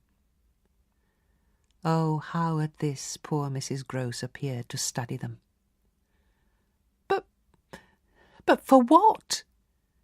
For the love of all the evil that in those dreadful days the pair put into them, and to ply them with that evil still, to keep up the work of demons is what brings the others back. Laws, said my friend under her breath. The exclamation was homely, but it revealed a real acceptance of my further proof of what, in the bad time, for there had been worse even than this, must have occurred. There could have been no such justification for me as the plain assent of her experience to whatever depth of depravity I found credible in our brace of scoundrels. It was in obvious submission of memory that she brought out after a moment, "They were rascals." "But what can they now do?" she pursued. "Do?" I echoed so loud that Miles and Flora, as they passed at their distance, paused an instant in their walk and looked at us. "Don't they do enough?" I demanded in a lower tone, while the children, having smiled and nodded and kissed hands to us, resumed their exhibition. We were held by it a minute. Then I answered, "They can destroy them." At this my companion did turn, but the inquiry she launched was a silent one, the effect of which was to make me more explicit. They don't know as yet quite how, but they're trying hard. They're seen only across, as it were, and beyond, in strange places and on high places, the top of towers, the roof of houses, the outside of windows, the further edge of pools. But there's a deep design on either side to shorten the distance and overcome the obstacle, and the success of the tempters is only a question of time. They've only to keep to their suggestions of danger. For the children to come and perish in the attempt. Mrs. Gross slowly got up, and I scrupulously added, "Unless, of course, we can prevent." Standing there before me while I kept my seat, she visibly turned things over. Their uncle must do the preventing. He must take them away. And who's to make him? She had been scanning the distance, but she now dropped on me a foolish face. "You, miss." "Ha! By writing to him that his house is poisoned and his little nephew and niece mad?" "But if they are, miss, and if I am myself, you mean, that's charming news to be sent him by a governess whose prime undertaking was to give him no worry." Mrs. Gross considered, following the children again. "Yes, he do hate worry. That was the great reason why those fiends took him in so long. No doubt, though his indifference must have been awful. As I am not a fiend, at any rate, I shouldn't take him in." My companion, after an instant, and for all answer, sat down again and grasped my arm. "Make him at any rate come to you." "But what am I to tell him?" "You needn't tell him anything. I'll tell him." I measured this. "Do you mean you'll write?" Remembering she couldn't, I caught myself up. "How do you communicate?" "I tell the bailiff. He writes." "And should you like him to write our story?" My question had a sarcastic force that I had not fully intended, and it made her, after a moment, inconsequently break down. Tears were in her eyes. "Oh, miss, you write." "Well, tonight," I at last answered, and on this we separated. The next day, after lessons, Mrs. Gross found a moment to say to me quietly, "Have you written, miss?" "Yes, I've written." But I didn't add, for the hour, that my letter, sealed and directed, was still in my pocket. There would be time enough to send it before the messenger should go to the village. Meanwhile, there had been on the part of my pupils no more brilliant, more exemplary morning. It was exactly as if they had both had at heart to gloss over any recent friction. They performed the dizziest feats of arithmetic, soaring quite out of my feeble range, and perpetrated in higher spirits than ever geographical and historical jokes. It was conspicuous, of course, in Miles in particular, that he appeared to wish to show how easily he could let me down. This child, to my memory, really lives in a setting of beauty and misery that no words can translate. There was a distinction all his own in every impulse he revealed. Never was a small natural creature to the uninitiated eye all frankness and freedom, a more ingenious, a more extraordinary little gentleman. I had perpetually to guard against the wonder of contemplation into which my initiated view betrayed me, to check the irrelevant gaze and discouraged sigh in which I constantly both attacked and renounced the enigma of what such a little gentleman could have done that deserved a penalty. Say that, by the dark prodigy I knew, the imagination of all evil had been opened up to him. All the justice within me ached for the proof that it could ever have flowered into an act. He had never, at any rate, been such a little gentleman as when, after our early dinner on this dreadful day, he came round to me and asked if I shouldn't like him for half an hour to play to me. He sat down at the old piano and played as he had never played.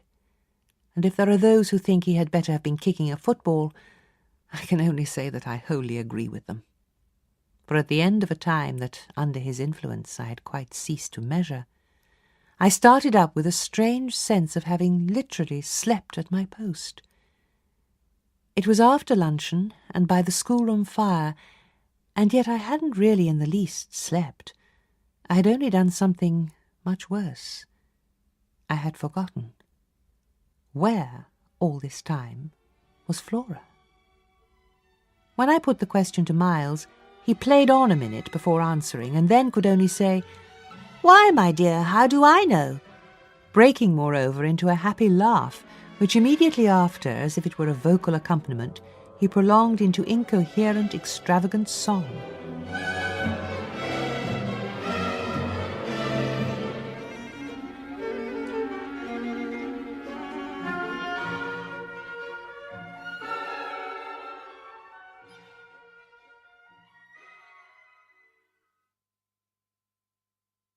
I went straight to my room, but his sister was not there. Then, before going downstairs, I looked into several others. As she was nowhere about, she would surely be with Mrs. Grose, whom, in the comfort of that theory, I accordingly proceeded in quest of. I found her, but she met my quick challenge with blank, scared ignorance. She had only supposed that after the repast I had carried off both the children, as to which she was quite in her right, for it was the very first time I had allowed the little girl out of my sight without some special provision. Of course, now indeed she might be with the maids, so that the immediate thing was to look for her without an air of alarm. This we promptly arranged between us. But when, 10 minutes later, and in pursuance of our arrangement, we met in the hall, it was only to report on either side that after guarded inquiries we had altogether failed to trace her. For a minute there, apart from observation, we exchanged mute alarms, and I could feel with what high interest my friend returned me all those I had from the first given her. "She'll be above," she presently said, "in one of the rooms you haven't searched." "No, she's at a distance." I had made up my mind. "She has gone out." Mrs. Grose stared. "Without a hat?" I naturally also looked volumes. "Isn't that woman always without one?" "She's with her?" "She's with her," I declared. "We must find them." My hand was on my friend's arm, but she failed for the moment, confronted with such an account of the matter, to respond to my pressure. She communed, on the contrary, on the spot, with her uneasiness. "And where's Master Miles?" "Oh, he's with Quint. They're in the schoolroom." "Lord, miss!" My view, I was myself aware, and therefore I suppose my tone, had never yet reached so calm an assurance. "The trick's played," I went on. "They've successfully worked their plan. He found the most divine little way to keep me quiet while she went off." "Divine?" Mrs. Grose bewilderedly echoed. "Infernal, then," I almost cheerfully rejoined. "He has provided for himself as well. But come." She had helplessly gloomed at the upper regions. "You leave him so long with Quint? Yes, I don't mind that now." She always ended at these moments by getting possession of my hand, and in this manner she could at present still stay me. But after gasping an instant at my sudden resignation, "Because of your letter?" she eagerly brought out. I quickly, by way of answer, felt for my letter, drew it forth, held it up, and then, freeing myself, went and laid it on the great hall table. "Luke will take it," I said as I came back. I reached the house door and opened it. I was already on the steps. My companion still demurred. The storm of the night and the early morning had dropped, but the afternoon was damp and grey. I came down to the drive while she stood in the doorway. "You go with nothing on? Ha! What do I care when the child has nothing? I can't wait to dress," I cried, "and if you must do so, I leave you. Try meanwhile yourself upstairs." "Oh, with them?" Oh, on this the poor woman promptly joined me. We went straight to the lake. The usual place of embarkation was 1/2 a mile from the house, but I had an intimate conviction that wherever Flora might be, she was not near home. She had not given me the slip for any small adventure, and since the day of the very great one that I had shared with her by the pond, I had been aware in our walks of the quarter to which she most inclined. This was why I had now given to Mrs. Groce's steps so marked a direction that made her, when she perceived it, oppose a resistance that showed me she was freshly mystified. "You're going to the water, miss? You think she's in?" "She may be, though the depth is, I believe, nowhere very great. But what I judge most likely is that she's on the spot from which the other day we saw together when I told you." "When she pretended not to see, with that astounding self-possession. I've always been sure she wanted to go back alone, and now her brother has managed it for her." Mrs. Groce still stood where she had stopped. "You suppose they really talk of them?" I could meet this with a confidence. "They say things that if we heard them would simply appall us." "And if she is there?" "Yes." "Then Miss Jessel is?" "Beyond a doubt. You shall see." "Oh, thank you," my friend cried, planted so firm that, taking it in, I went straight on without her. By the time I reached the pool, however, she was close behind me, and I knew that whatever to her apprehension might befall me, the exposure of my society struck her as her least danger. She exhaled a moan of relief as we at last came in sight of the greater part of the water without a sight of the child. There was no trace of Flora on that nearer side of the bank, where my observation of her had been most startling, and none on the opposite edge, where, save for a margin of some 20 yards, a thick copse came down to the water. The pond, oblong in shape, had a width so scant compared to its length that with its ends out of view it might have been taken for a scant river. We looked at the empty expanse, and then I felt the suggestion of my friend's eyes. I knew what she meant, and I replied with a negative headshake, "No, no, wait. She has taken the boat." My companion stared at the vacant mooring place, and then again across the lake. "Then where is it?" "Our not seeing it is the strongest of proofs. She has used it to go over, and then has managed to hide it." "All alone, that child?" "She's not alone, and at such times she's not a child. She's an old, old woman." I scanned all the visible shore, while Mrs. Groce took again into the queer element I offered one of her plunges of submission. Then I pointed out that the boat might perfectly be in a small refuge formed by one of the recesses of the pool, an indentation masked for the hither side by a projection of the bank and by a clump of trees growing close to the water. "But if the boat's there, where on earth's she?" my colleague anxiously asked. "That's exactly what we must learn," and I started to walk further. "By going all the way round?" "Certainly, far as it is. It'll take us but 10 minutes, but it's far enough to have made the child prefer not to walk. She went straight over." "Laws!" cried my friend again. The chain of my logic was ever too much for her. It dragged her at my heels even now, and when we had got half-way round, a devious, tiresome process, on ground much broken, and by a path choked with overgrowth, I paused to give her breath. I sustained her with a grateful arm, assuring her that she might hugely help me, and this started us afresh, so that in the course of but few minutes more we reached a point from which we found the boat to be where I had supposed it. There was a gate in the fence through which we passed, and that brought us, after a trifling interval, more into the open. Then, "There she is!" we both exclaimed at once. Flora, a short way off, stood before us on the grass and smiled as if her performance was now complete. The next thing she did, however, was to stoop straight down and pluck, quite as if it were all she was there for, a big ugly spray of withered fern. I instantly became sure she had just come out of the copse. She waited for us, not herself taking a step, and I was conscious of the rare solemnity with which we presently approached her. She smiled, and we met. But it was all done in a silence by this time flagrantly ominous. It was Flora who, gazing all over me in candid wonder, was the first to break it. She was struck with our bare-headed aspect. "Why, where are your things?" "Where yours are, my dear," I promptly returned. She had already got back her gaiety, and appeared to take this as an answer quite sufficient. "And where's Miles?" she went on. There was something in the small valour of it that quite finished me.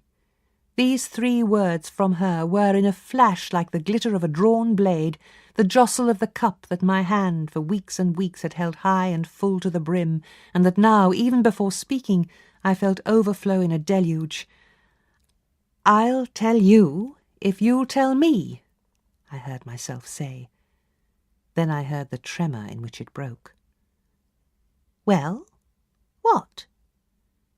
Mrs. Groce's suspense blazed at me, but it was too late now, and I brought the thing out handsomely.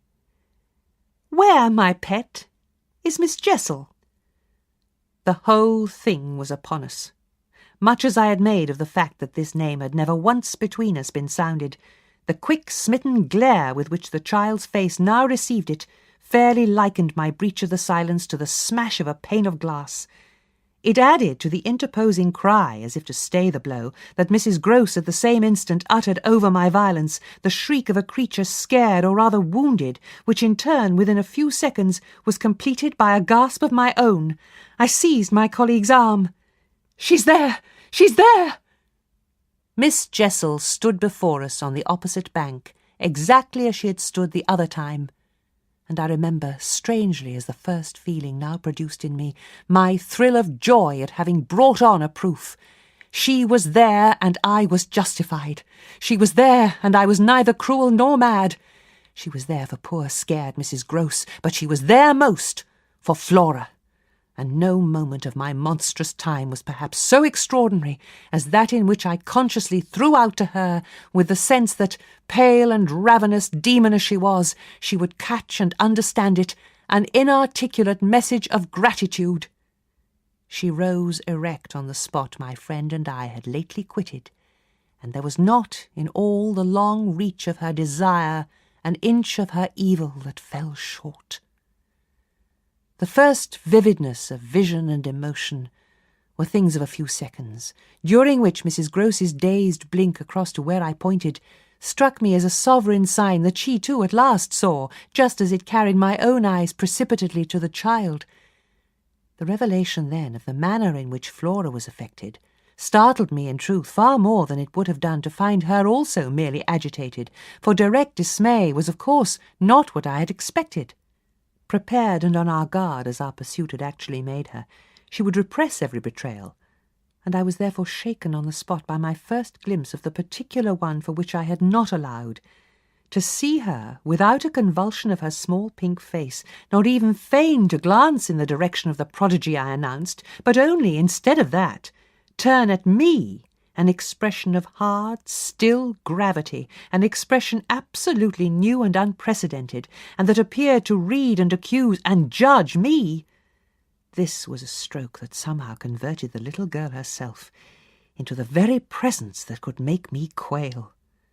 I quailed, even though my certitude that she thoroughly saw was never greater than at that instant. and in the immediate need to defend myself, I called it passionately to witness. "She's there, you little unhappy thing, there, there, there, and you see her as well as you see me."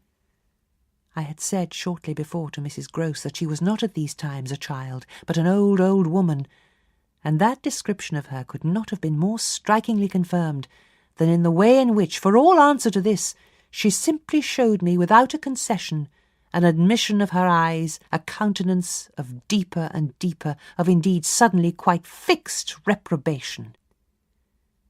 I was, by this time, if I can put the whole thing at all together, more appalled at what I may properly call her manner than at anything else, though it was simultaneously with this that I became aware of having Mrs. Grose also, and very formidably, to reckon with. My elder companion, the next moment at any rate, blotted out everything but her own flushed face and her loud, shocked protest, a burst of high disapproval. "What a dreadful turn, to be sure, miss! Where on earth do you see anything?" I could only grasp her more quickly yet, for even while she spoke, the hideous plain presence stood undimmed and undaunted. It had already lasted a minute, and it lasted while I continued, seizing my colleague, quite thrusting her at it and presenting her to it, to insist with my pointing hand. "You don't see her exactly as we see?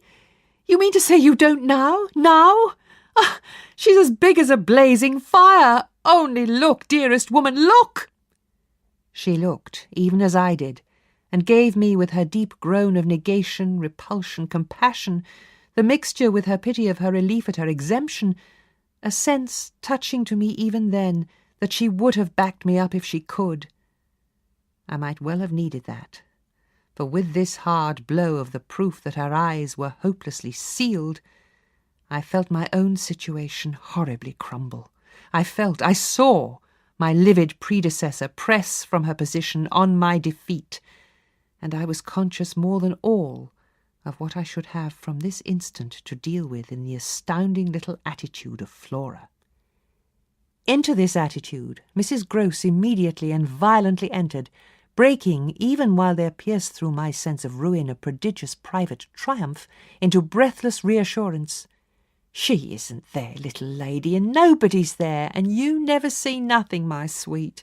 How can poor Miss Jessel, when poor Miss Jessel's dead and buried? We know, don't we, love?" And she appealed, blundering in to the child. "It's all a mere mistake and a worry and a joke, and we'll go home as fast as we can." Our companion on this had responded with a strange, quick primness of propriety, and they were again, with Mrs. Grose on her feet, united, as it were, in pained opposition to me. Flora continued to fix me with her small mask of reprobation, and even at that minute I prayed God to forgive me for seeming to see that, as she stood there, holding tight to our friend's dress, her incomparable childish beauty had suddenly failed, had quite vanished. I've said it already. She was hideously hard. She had turned common and almost ugly. "I don't know what you mean. I see nobody. I see nothing. I never have. I think you're cruel. I don't like you." Then, after this deliverance, which might have been that of a vulgarly pert little girl in the street, she hugged Mrs. Grose more closely and buried in her skirts the dreadful little face. In this position she produced an almost furious wail. "Take me away! Take me away! Oh, take me away from her!" "From me?" I panted. "From you! From you!" she cried. Even Mrs. Grose looked across at me dismayed, while I had nothing to do but communicate again with the figure that on the opposite bank, without a movement, as rigidly still as if catching beyond the interval our voices, was as vividly there for my disaster as it was not there for my service.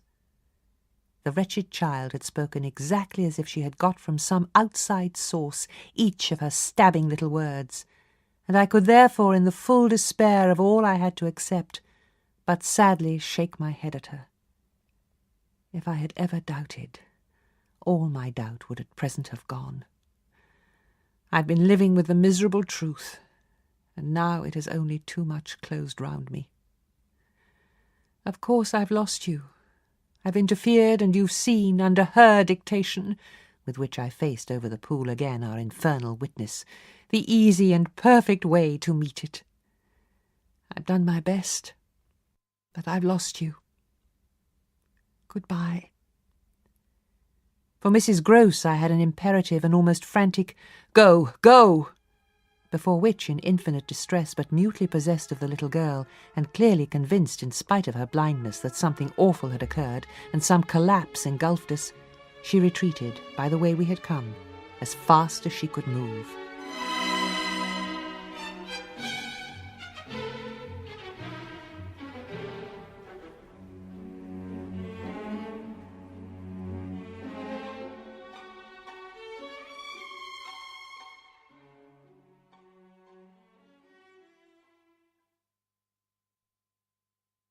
Of what first happened when I was left alone, I had no subsequent memory.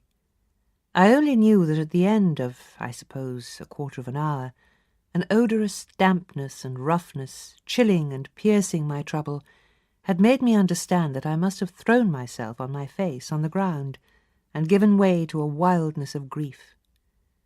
I must have lain there long and cried and sobbed, for when I raised my head, the day was almost done. I got up and looked a moment through the twilight at the grey pool and its blank, haunted edge, and then I took back to the house my dreary and difficult course. When I reached the gate in the fence, the boat, to my surprise, was gone, so that I had a fresh reflection to make on Flora's extraordinary command of the situation. She passed that night by the most tacit, and I should add, were not the word so grotesque, a false note, the happiest of arrangements, with Mrs. Gross. I saw neither of them on my return, but on the other hand, as by an ambiguous compensation, I saw a great deal of Miles. I saw, I can use no other phrase, so much of him that it was as if it were more than it had ever been. No evening I had passed at Bly had the portentous quality of this one. In spite of which, and in spite also of the deeper depths of consternation that had opened beneath my feet, there was literally, in the ebbing actual, an extraordinarily sweet sadness. On reaching the house, I had never so much as looked for the boy.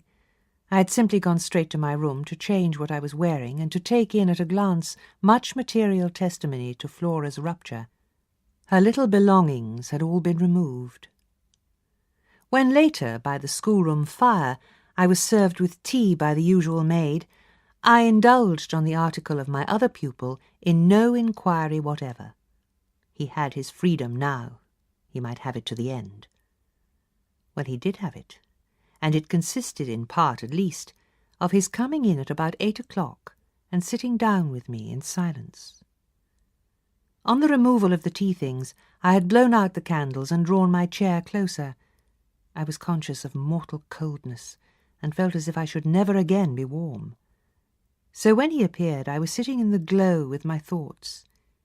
He paused a moment by the door, as if to look at me, then, as if to share them, came to the other side of the hearth and sank into a chair. We sat there in absolute stillness, yet he wanted, I felt, to be with me. Before a new day in my room had fully broken, my eyes opened to Mrs. Gross, who had come to my bedside with worse news. Flora was so markedly feverish that an illness was perhaps at hand. She had passed a night of extreme unrest, a night agitated above all by fears that had for their subject not in the least her former, but wholly her present governess. It was not against the possible re-entrance of Miss Jessel on the scene that she protested. It was conspicuously and passionately against mine. "What Flora wants, of course," I said, "is to get rid of me." My companion bravely concurred. "Never again to so much as look at you." "So that what you've come to me now for," I asked, "is to speed me on my way?" Before she had time to reply, however, I had her in check. "I've a better idea. The result of my reflections. My going would seem the right thing, and yesterday I was terribly near it, yet that won't do. It's you who must go. You must take Flora." My visitor at this did speculate. "But where in the world? Away from here, away from them, away, even most of all now, from me, straight to her uncle." "Only to tell on you?" "No, not only. To leave me in addition, with my remedy." She was still vague. "And what is your remedy?" "Your loyalty, to begin with. And then Miles's." She looked at me hard. "Do you think he won't, if he has the chance, turn on me?" "Yes, I venture still to think it. At all events, I want to try. Get off with his sister as soon as possible and leave me with him alone." "Are you so sure of the little gentleman?" "I'm not sure of anything but you. But I have, since last evening, a new hope. I think he wants to give me an opening. I do believe that poor little exquisite wretch, he wants to speak. Last evening in the firelight and the silence he sat with me for 2 hours, as if it were just coming." Mrs. Gross looked hard through the window at the grey gathering day. "And did it come?" "No, though I waited and waited, I confess it didn't. And it was without a breach of the silence or so much as a faint allusion to his sister's condition and absence that we at last kissed for good night. All the same," I continued, "I can't, if her uncle sees her, consent to his seeing her brother without my having given the boy, and most of all because things have got so bad, a little more time." My friend appeared on this ground more reluctant than I could quite understand. "What do you mean by more time?" "Well, a day or two, really to bring it out. He'll then be on my side, of which you see the importance. If nothing comes, I shall only fail, and you will at the worst have helped me by doing on your arrival in town whatever you may have found possible." So I put it before her, but she continued for a little so inscrutably embarrassed that I came again to her aid. "Unless, indeed," I wound up, "you really want not to go." I could see it in her face at last clear itself. She put out her hand to me as a pledge. I'll go. I'll go this morning." I wanted to be very just. "If you should wish still to wait, I would engage she shouldn't see me." No, it's the place itself. She must leave it." She held me a moment with heavy eyes, then brought out the rest. "Your idea's the right one.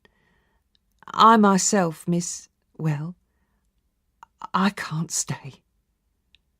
The look she gave me with it made me jump at possibilities. "You mean that since yesterday you have seen?" She shook her head with dignity. "I've heard." "Heard?" "From that child. Horrors." "There." She sighed with tragic relief. "Oh, on my honour, miss, she says things—" But at this evocation she broke down. She dropped with a sudden sob upon my sofa, and as I had seen her do before, gave way to all the grief of it. It was quite in another manner that I, for my part, let myself go. "Oh, thank God!" She sprang up again at this, drying her eyes with a groan. "Thank God! It so justifies me." "It does that, miss." I couldn't have desired more emphasis, but I just hesitated. "She's so horrible?" I saw my colleague scarce knew how to put it. "Really shocking." "And about me?" "About you, miss, since you must have it. Oh, it's beyond everything for a young lady, and I can't think wherever she must have picked up the appalling language she applied to me. Ha! I can, then." I broke in with a laugh that was doubtless significant enough. It only, in truth, left my friend still more grave. "Well, perhaps I ought to also, since I've heard some of it before. Yet I can't bear it," the poor woman went on, while with the same movement she glanced on my dressing-table at the face of my watch. "But I must go back." I kept her, however. "Oh, if you can't bear it, how can I stop with her, you mean?" "Why, just for that, to get her away, far from this," she pursued, "far from them. She may be different, she may be free." I seized her almost with joy. "Then in spite of yesterday you believe in such doings?" Her simple description of them required, in the light of her expression, to be carried no further, and she gave me the whole thing as she had never done. I believe. Yes, it was a joy, and we were still shoulder to shoulder. If I might continue sure of that, I should care but little what else happened. There's one thing, of course, it occurs to me to remember. My letter giving the alarm will have reached town before you. I now perceived still more how she had been beating about the bush, and how weary at last it had made her. Your letter won't have got there. Your letter never went. What then became of it? Goodness knows. Master Miles— Do you mean he took it? I gasped. She hung fire, but she overcame her reluctance. I mean that I saw yesterday, when I came back with Miss Flora, that it wasn't where you had put it. Later in the evening I had the chance to question Luke, and he declared that he had neither noticed nor touched it. We could only exchange on this one of our deeper mutual soundings, and it was Mrs. Grose who first brought up the plum with an almost elate, "You see!" Yes. I see that if Miles took it instead, he probably will have read it and destroyed it. And don't you see anything else? I faced her a moment with a sad smile. It strikes me that by this time your eyes are open even wider than mine. They proved to be so indeed, but she could still blush almost to show it. I make out now what he must have done at school. And she gave, in her simple sharpness, an almost droll, disillusioned nod. He stole. I turned it over. I tried to be more judicial. Well, perhaps. She looked as if she found me unexpectedly calm. He stole letters. She couldn't know my reasons for a calmness, after all pretty shallow, so I showed them off as I might. I hope then it was to more purpose than in this case. The note, at any rate, that I put on the table yesterday, I pursued, will have given him so scant an advantage, for it contained only the bare demand for an interview, that he is already much ashamed of having gone so far for so little, and that what he had on his mind last evening was precisely the need of confession. I seemed to myself for an instant to have mastered it, to see it all. Leave us, leave us. I was already at the door, hurrying her off. I'll get it out of him. He'll meet me. He'll confess. If he confesses, he's saved. And if he's saved, then you are? The dear woman kissed me on this, and I took her farewell. I'll save you without him, she cried as she went. Yet it was when she had got off, and I missed her on the spot, that the great pinch really came. If I had counted on what it would give me to find myself alone with Miles, I speedily perceived, at least, that it would give me a measure. No hour of my stay, in fact, was so assailed with apprehensions as that of my coming down to learn that the carriage containing Mrs. Grose and my younger pupil had already rolled out of the gates.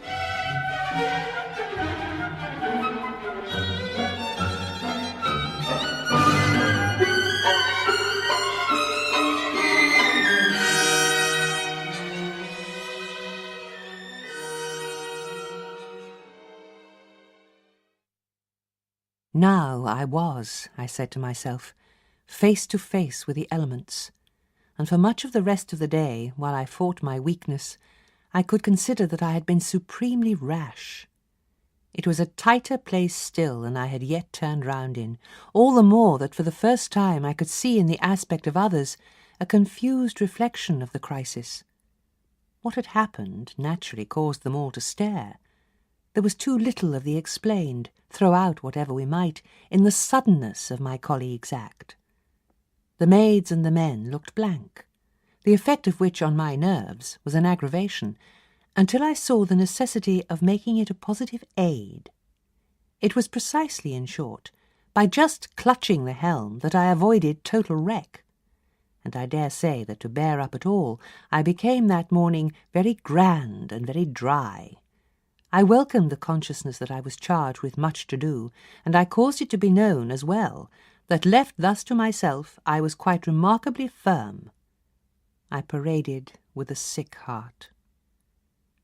To mark for the house the high state I cultivated, I decreed that my meals with the boy should be served, as we called it, downstairs, so that I had been awaiting him in the ponderous pomp of the room outside of the window of which I had had from Mrs. Gross, that first scared Sunday, my flash of something it would scarce have done to call light.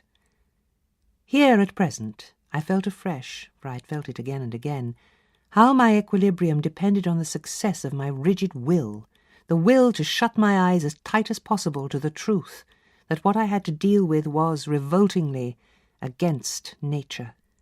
I could only get on at all by taking nature into my confidence and my account, by treating my monstrous ordeal as a push in a direction unusual, of course, and unpleasant, but demanding, after all, for a fair front, only another turn of the screw of ordinary human virtue.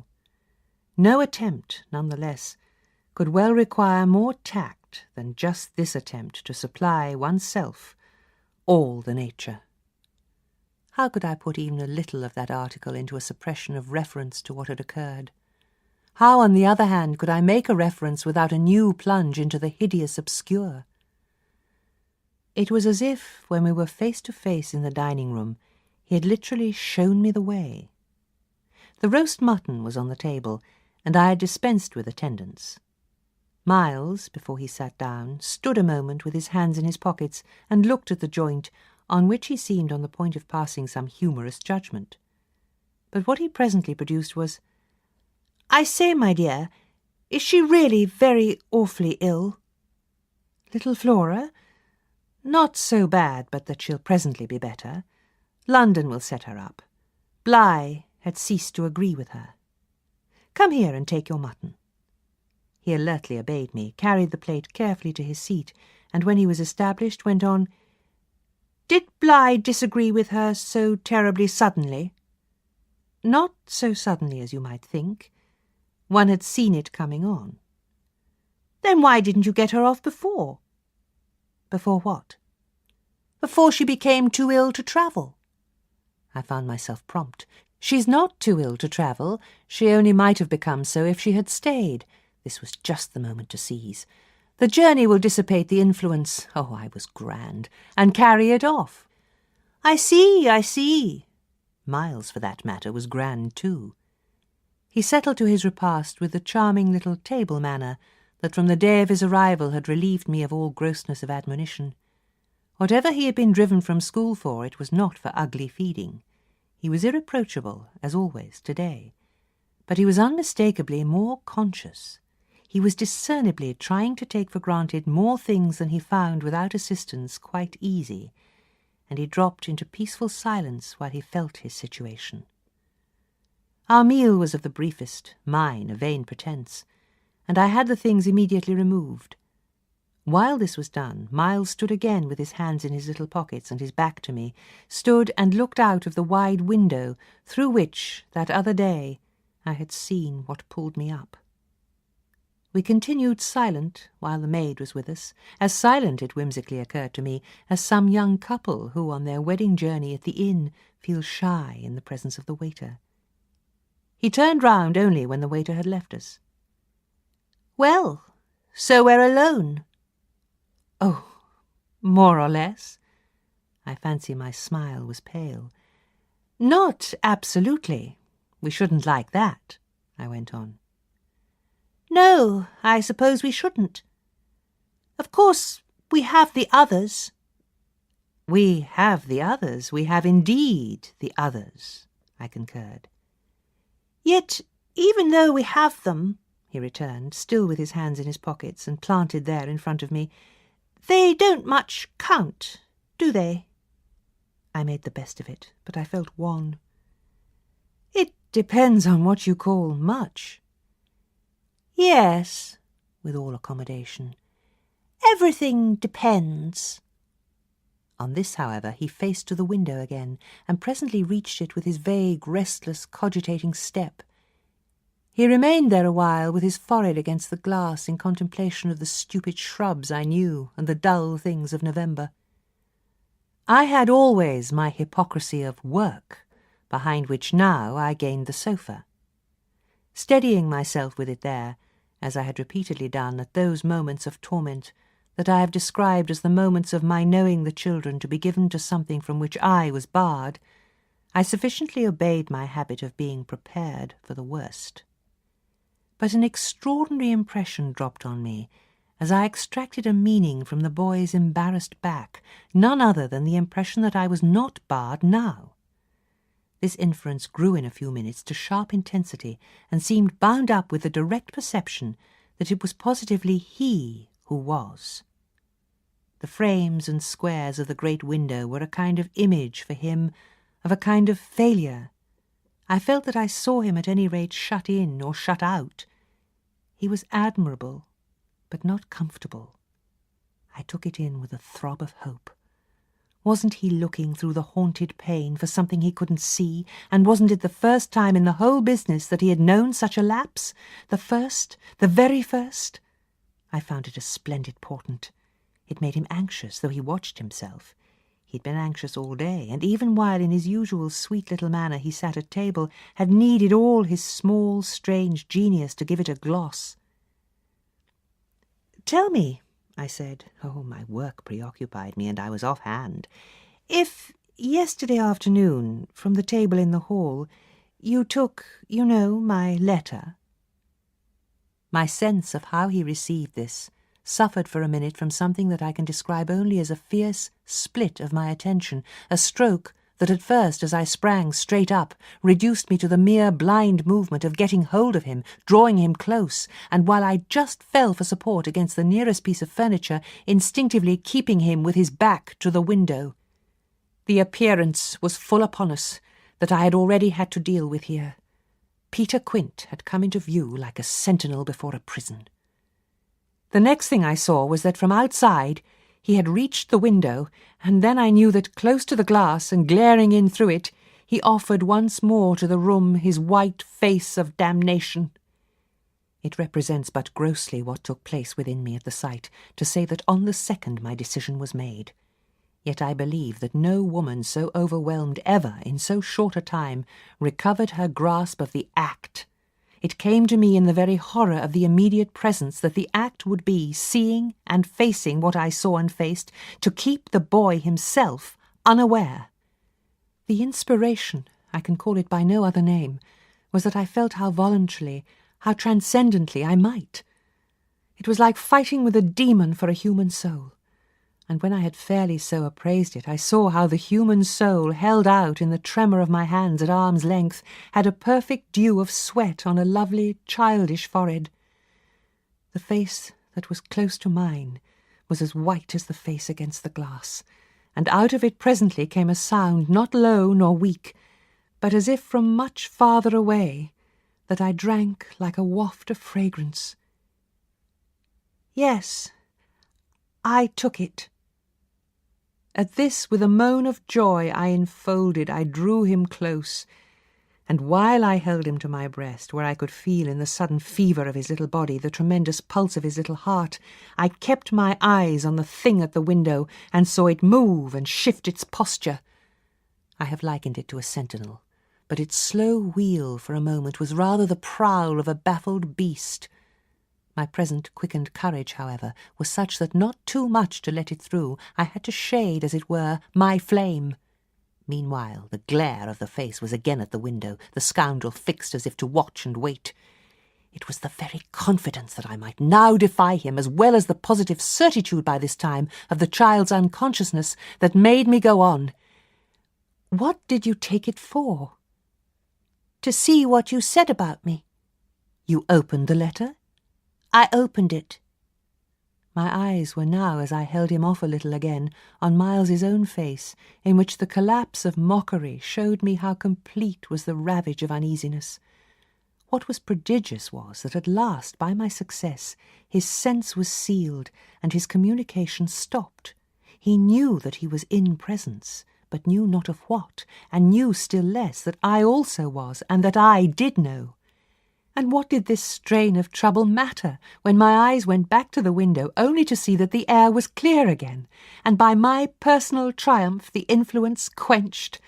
There was nothing there. I felt that the cause was mine, and that I should surely get all. I kissed his forehead. It was drenched. So, what have you done with it? I've burnt it. Burnt it? It was now or never. Is that what you did at school? Oh, what this brought up. At school? Did you take letters or other things? Other things? He appeared now to be thinking of something far off, and that reached him only through the pressure of his anxiety, yet it did reach him. Did I steal? I felt myself redden to the roots of my hair, as well as wonder if it were more strange to put to a gentleman such a question, or to see him take it with allowances that gave the very distance of his fall in the world. Was it for that you mightn't go back? The only thing he felt was rather a dreary little surprise. Did you know I mightn't go back? I know everything. He gave me at this the longest and strangest look. Everything? Everything. Therefore did you? But I couldn't say it again. Miles could, very simply. No, I didn't steal. My face must have shown him I believed him utterly, yet my hands, but it was for pure tenderness, shook him as if to ask him why, if it was all for nothing, he had condemned me to months of torment. What then did you do? He looked in vague pain all around the top of the room, and drew his breath 2 or 3 times over as if with difficulty. He might have been standing at the bottom of the sea and raising his eyes to some faint green twilight. Well, I said things. Only that? They thought it was enough. To turn you out for? Never truly had a person turned out shown so little to explain it as this little person. He appeared to weigh my question, but in a manner quite detached and almost helpless. Well, I suppose I oughtn't. But to whom did you say them? He evidently tried to remember, but it dropped. He had lost it. I don't know. He almost smiled at me in the desolation of his surrender, which was indeed practically by this time so complete that I ought to have left it there. But I was infatuated, I was blind with victory, though even then the very effect that was to have brought him so much nearer was already that of added separation. Was it to everyone? I asked. No, it was only to... But he gave a sick little headshake. I don't remember their names. Were they then so many? No, only a few. Those I liked. Those he liked? I seemed to float not into clearness, but into a darker obscure, and within a minute there had come to me out of my very pity the appalling alarm of his being perhaps innocent.